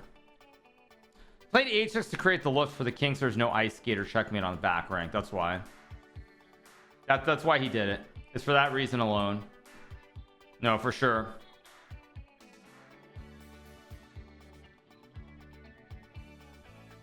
Okay, rook a c1 to me seems like the only move you can play here. Knight c2 allows bishop takes. Oh, is there some knight? Oh, there's some knight g4 trick. Okay, yeah. Yeah, rook a c1 to me seems like just a very obvious move.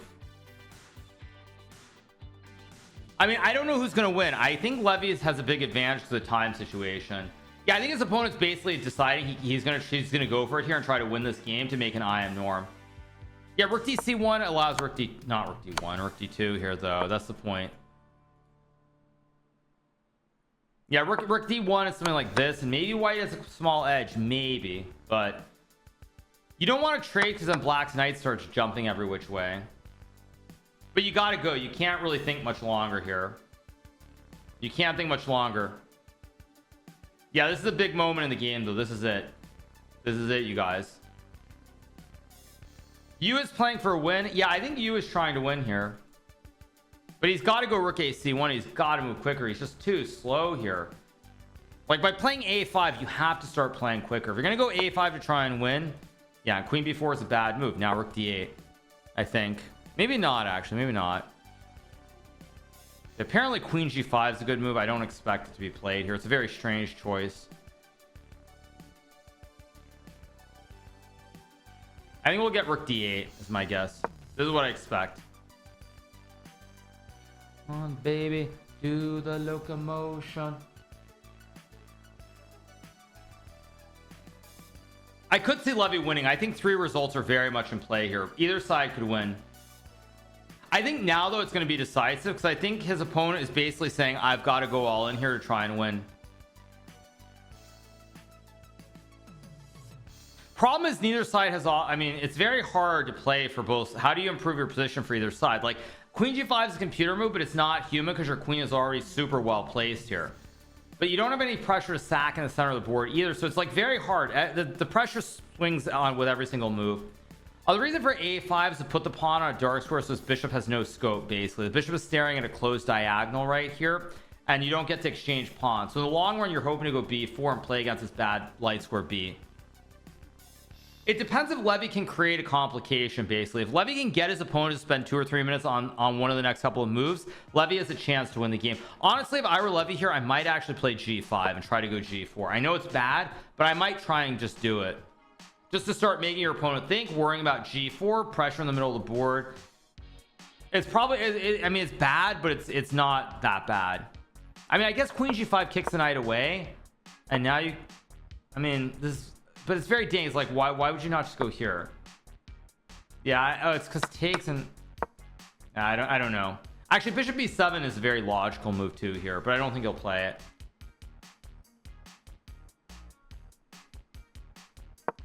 He doesn't. Okay. Come on, come on. I like the move, by the way. If I'm white here, you don't really want to do anything committal. You don't want to trade because then the knight starts jumping. All right, let's take a look at what the computer says. It likes h3. Actually a very logical move here to play h3 and just sit on the position because the rooks can't enter on either lane and black can't take either.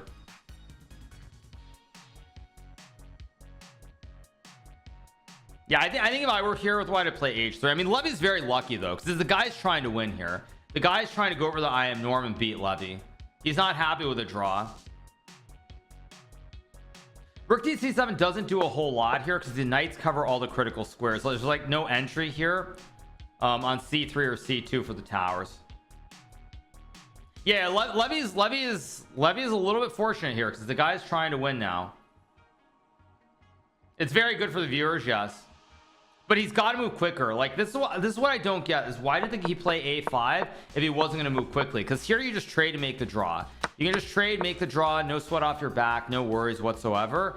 But he goes to a5 and it's almost like he doesn't have a plan, which you can't do when you start getting to this phase of the game. When you have a critical decision, if you don't have a plan, you're going to be low on time. It's a big problem.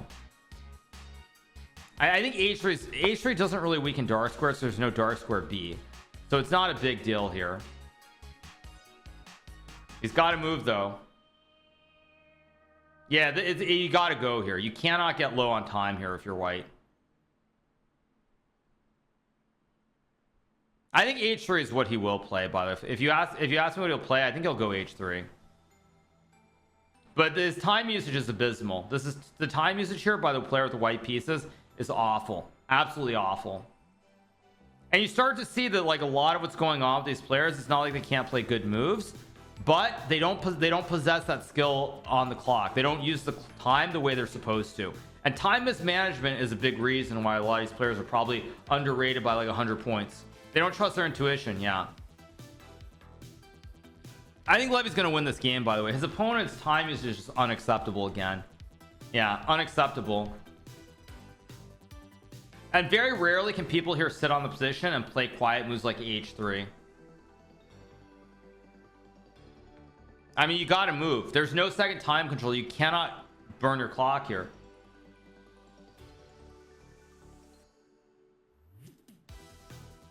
Yeah, I mean, this is just not, I mean, you just can't play like this.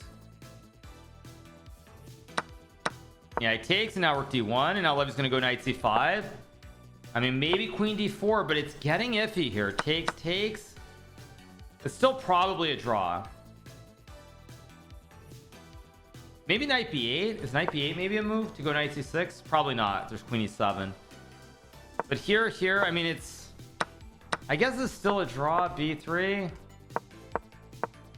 Still a draw, but I think Levy's gonna win this.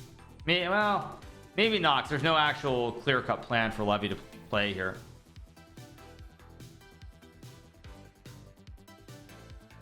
I also think that after knight c5 we're probably gonna get knight d4 if I had to guess. I think after knight c5 we're gonna get knight d4, which is a mistake. Like knight c5, knight d4. Is there f5? There is. F5 is just winning. This is also why it's completely illogical, because if you have to go queen d4 here, then why didn't you just take the pawn and make the draw earlier in the game? Again, it's all about time. It's all about time. This is what I said. Like, this is why I get annoyed by some of these mistakes, because these mistakes would be unavoidable if the players had more time, and the time mismanagement is what leads to these situations. I think Levy's going to win this game most likely. If he plays knight c5 and we don't get any other move except queen d4, Levy will win. And it's a perfect example of the kid's fine, a5's okay, but he has no plan. He burns a bunch of time, plays a bad move, and Levy's moves are a lot easier here. Levy's time management hasn't been great, but it hasn't been bad either. It hasn't been like, I mean, there are certain moves he should have played quicker, but overall I can't really be like, oh, he should have played this move, and like he used like 10 minutes here.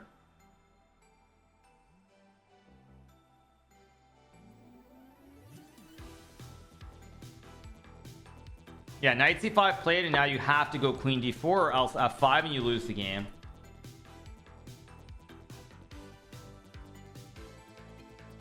Yeah, I mean, I can already tell you what I think is going to happen. I think Levy's going to win this game because the guy got too low on time. He tried to be a hero with A5 and he had no follow-up, and basically they ended up in a blitz situation. Levy wins the game. That's all there is to it. And Levy is moving quickly here. Levy is showing good confidence by playing knight c5, and f5 is a huge threat. He's going to get super low on time. Just watch. His opponent's going to get low on time and blunder. I can already feel it coming.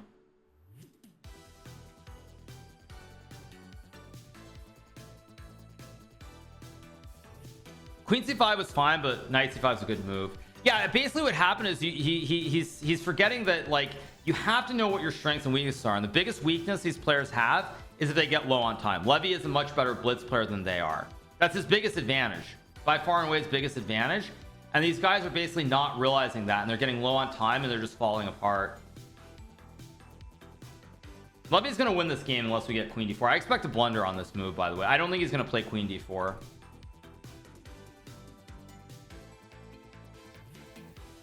Is it? Wait, are they moving or not? Let me refresh. Oh, they are moving. Okay. Yeah.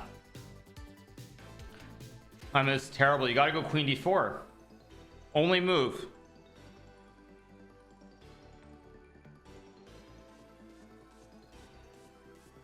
Yeah, queen d4 is the only move here to not be in a lot of trouble, I think.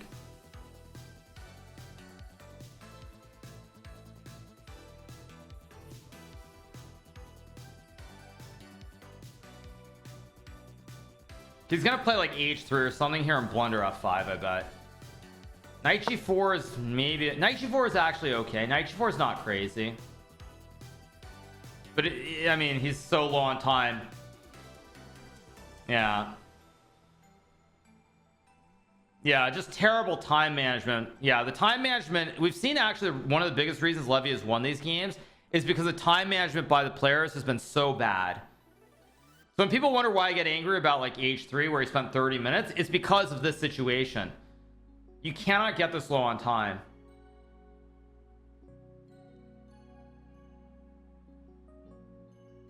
Yeah, he's gonna blunder here. You just cannot get this low on time.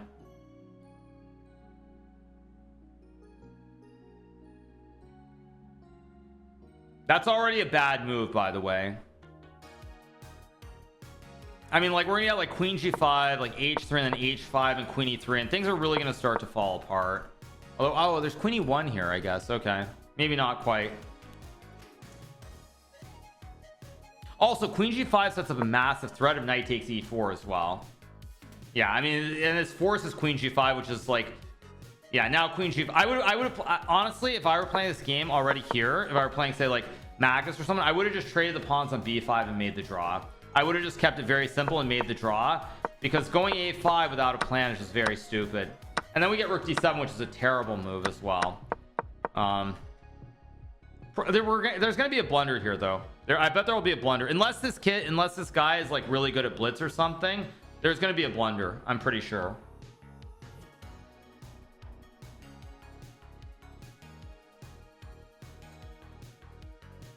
Levy's time usage is winning most of these games for him, actually. This guy's 2600 on chess.com, so he's not terrible. Okay, he's not bad. Not bad. Do you ever wonder about being overly critical? Well, when I'm overly critical, like I am right now, it's about the time usage, which has nothing to do with the eval bar or the game, but it's a mistake that it's self-inflicted mistake. It's a self-inflicted mistake, though. That's the thing. Like, talking about individual moves is completely different, because everybody's going to make blunders over the board. Yeah, a5 was a horrible decision, because it's just like, what are you playing for? You just make the draw, you get your draw, and you focus on the next game, especially because of the time situation.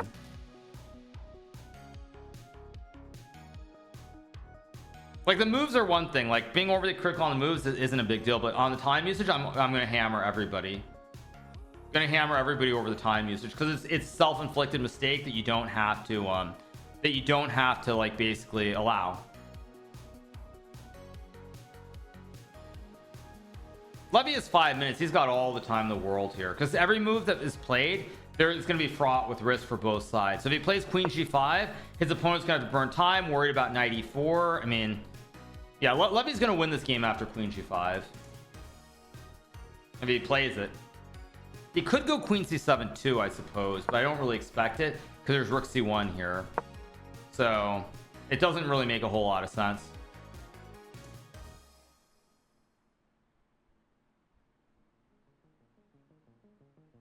Yeah, of course. Oh, and we get a blunder, right? We got an immediate blunder. No, immediate blunder. I told you we'd get a blunder immediately. Told you. I told you that was going to happen. Although, why is this losing? H5, knight f2. Oh, knight d3 and checkmate. Oh. Oh, nice. Oh, that's so beautiful. But if Levy, they might both miss this. We'll see.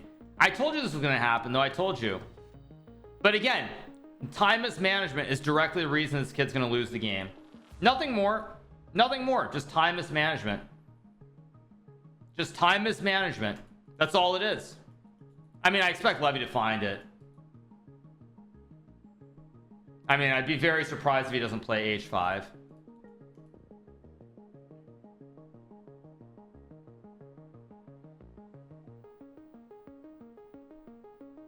What about this, though? What about knight h3? Oh, there's just knight b2, yeah. Yeah.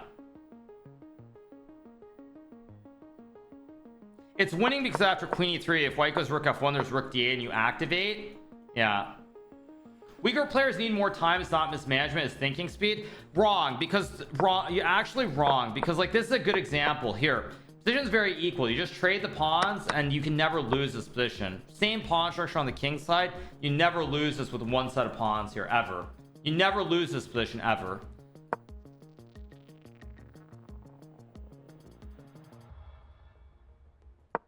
Yeah, Levy's gonna play h5. I mean, if Levy doesn't play h5, I'd be shocked, actually. All right, time to get ready to do the recap. He'll play it for sure.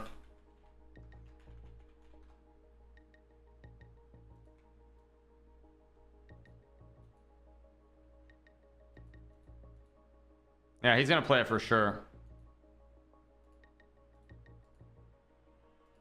I'm not doing a live recap, no. I mean, there is queen e3, queen e4, but after takes knight b3, black wins the pawn in a5. Like, yes, you can play on here, but yeah. Nah, Levy will play h5. Yep. Queen e3 will be played. Yeah, I mean, Levy will never miss this in a million years. Yeah. Watch him play king g1. He's gonna play king g1, I bet.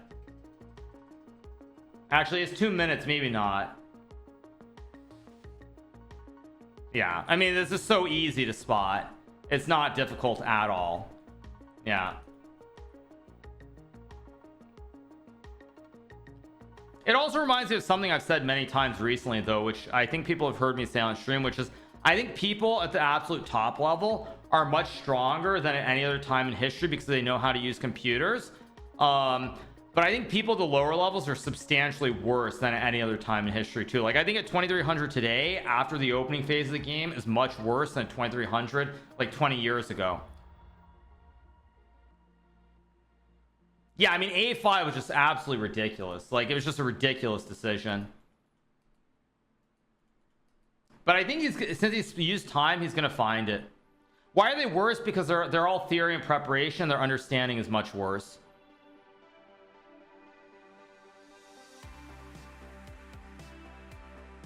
Okay, he sees it though. But yeah, Levy's gonna trade the queens, go knight b3, take the pawn. I mean, maybe it's not over. I mean, there is knight d3 here. Yeah. Yep. Knight b3, of course. Rook d7 takes, and knight d3 will be played for sure. I mean, knight rook d1 is apparently better. I don't know why, but he'll play rook d7.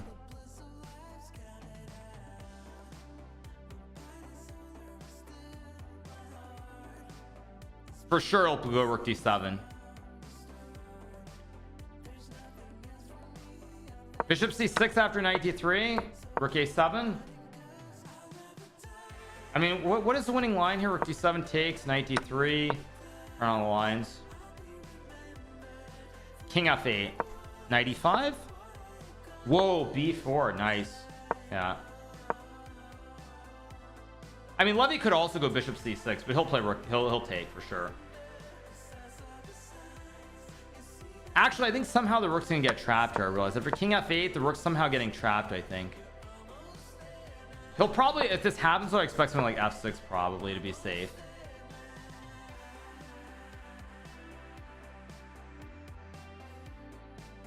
But yeah, the mistakes that we're seeing in these games are really, they remind me a lot of how it's little mistakes that people make that have nothing to do with the actual game that lead to these situations. Like, it really is all about the time.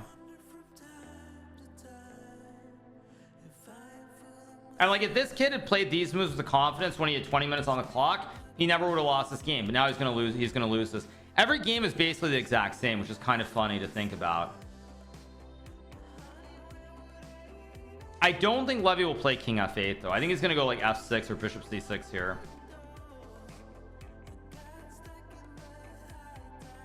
Maybe not actually though, because I realize like this is not crazy to see that you have rook c2. But I mean, yeah, actually then again, on the other hand, you kind of get worried about this stuff. I'm not so sure that Levy's gonna do this. This starts to get very murky. I don't think he'll play it.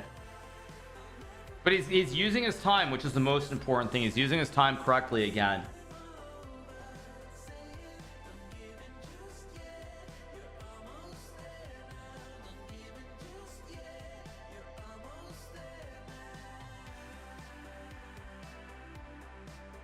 I mean, Levy's playing players who are much lower rated. This is not for norms, just to be clear. So anybody who's talking about like the players he's playing are about 200 points lower than the players that he'll be playing when he's trying to make norms, just to be clear. Yeah, king f8 is good, but I'm not sure he's gonna allow that. I think he's gonna try to stop the counterplay. Like, I can see something like this and something like this, although this actually is probably a draw, right? Yeah, now it's a draw again.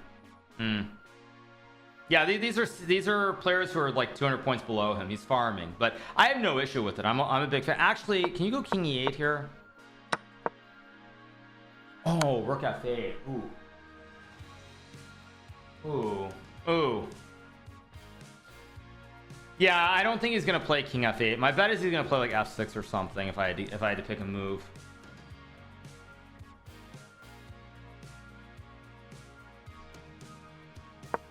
Because this, I mean, actually, how hard is this?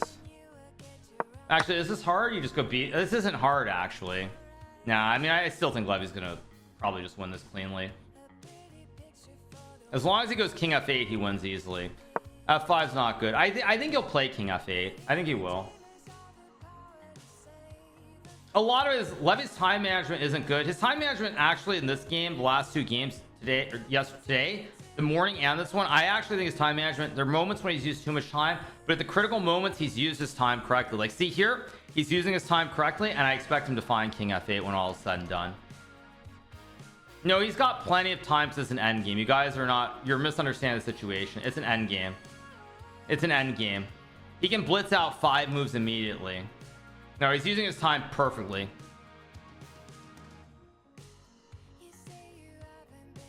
Yeah, he played it right. He did. Yep. Yeah. Levy's time usage has been phenomenal, actually. His time usage is what's winning him these games. Yeah, he's just gonna win now. Yeah, it's just over. We'll get like 95 and he's, I mean, yeah, it's just over. All right, let me get ready to do the recap. Yeah, no, I mean, this is, his time usage has been very, very good. That's the biggest thing. Yeah. All right, time to end the stream and we'll move on in a second.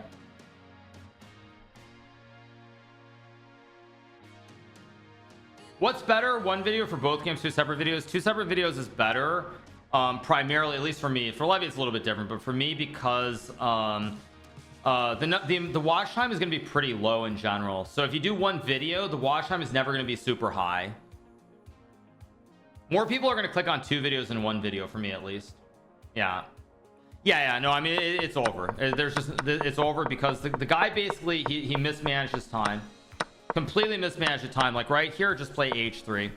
Just sit on the position and wait, and it's fine. But to be fair, I've seen players like even my wife, and a lot of players at this level, they have no patience. They can't just play a waiting move. They have to do something forcing. They just can't sit on their hands, and it basically proves the point again with rook d7.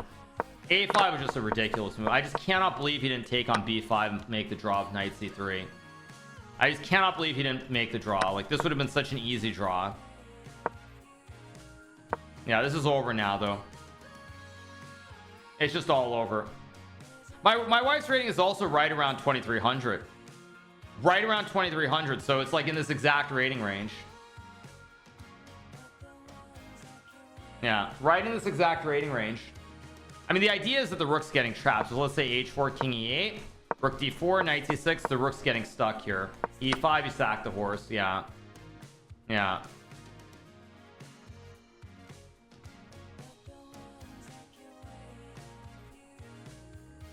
Why do I sound so sad? Because I'm annoyed. I'm annoyed by the time usage. I'm annoyed because it's an unforced error. That's why I'm annoyed. I'm annoyed because it's an unforced error, like mismanaging time. That's why I'm annoyed. Otherwise, I mean, I don't really care. Like, if you make mistakes, it's fine. But when it's self-inflicted, it just upsets me. It doesn't matter. It could be my games. It could be other people's games. But when it's self-inflicted because you mismanage your time, that is something that everybody can actually control. Like, you can't, I mean, you can't control how your opponent plays, obviously. If they play well, you lose the game. But the one thing you can control is how you use your time and the time you have to find moves. That's the one thing you can always control. And multiple people in this tournament have done a very, very poor job of it against Levy specifically. And they also seem to forget that Levy's a very good blitz player. I mean, he'll go king e8. Yeah, I mean, it's just a very obvious move. Rook f7. As long as Levy doesn't play rook c5, that's the one thing I would say. I mean, he'll play b4, I assume. Yeah, I don't like king e8 right away though, because maybe you can sack here. Can you actually just sack a piece and play like h? I mean, this is winning, but it's winning, but I mean, you have to take the pawn. Yeah, it takes. As long as Levy doesn't play rook c5, this is the only thing that's important here.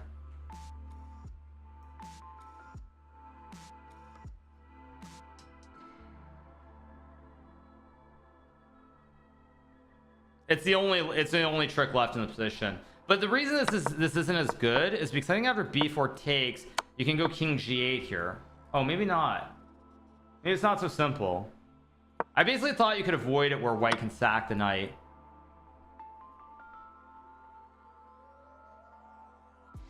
But the thing is, I think he's going to sack the knight after b4. I don't think he's going to move the knight.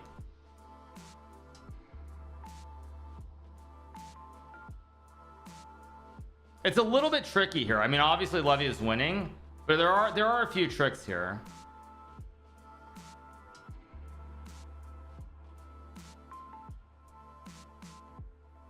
Also, but actually, why would Levy play this? Because even rook g7 and b4 is completely... Yeah, actually, there's this too. So, yeah, there's no reason for him not to go b4.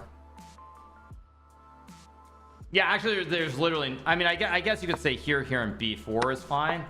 But again, this knight d7, knight d3, it's not what you want to do.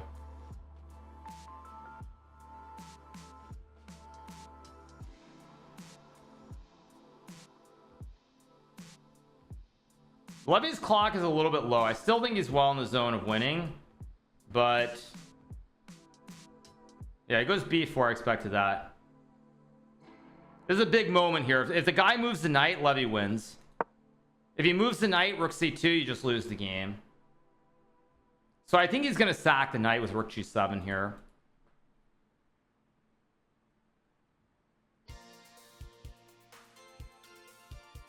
I think he's going to sack and then play h4. This is not over, by the way. It's not over. Those of you guys are acting like this is over. This is not over yet. This is not over. It's not over yet. It's definitely not over if he plays rook g7.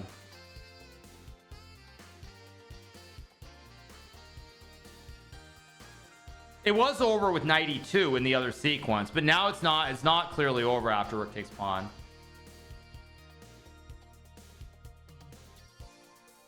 What the heck? Are you kidding me? Are you kidding me? Okay, like what a joke. People being paid off or something? Like what the heck? I'm joking when I say that, but like what the heck? Are you kidding me? Okay, I mean that's like, that's ridiculous. That's just garbage. I mean ridiculous. No, I'm joking, but that's just ridiculous. All right, guys, I'm gonna call it a day. I'm not even remotely amused by this one. I find this one just annoying. Yeah, well, I mean, what is this?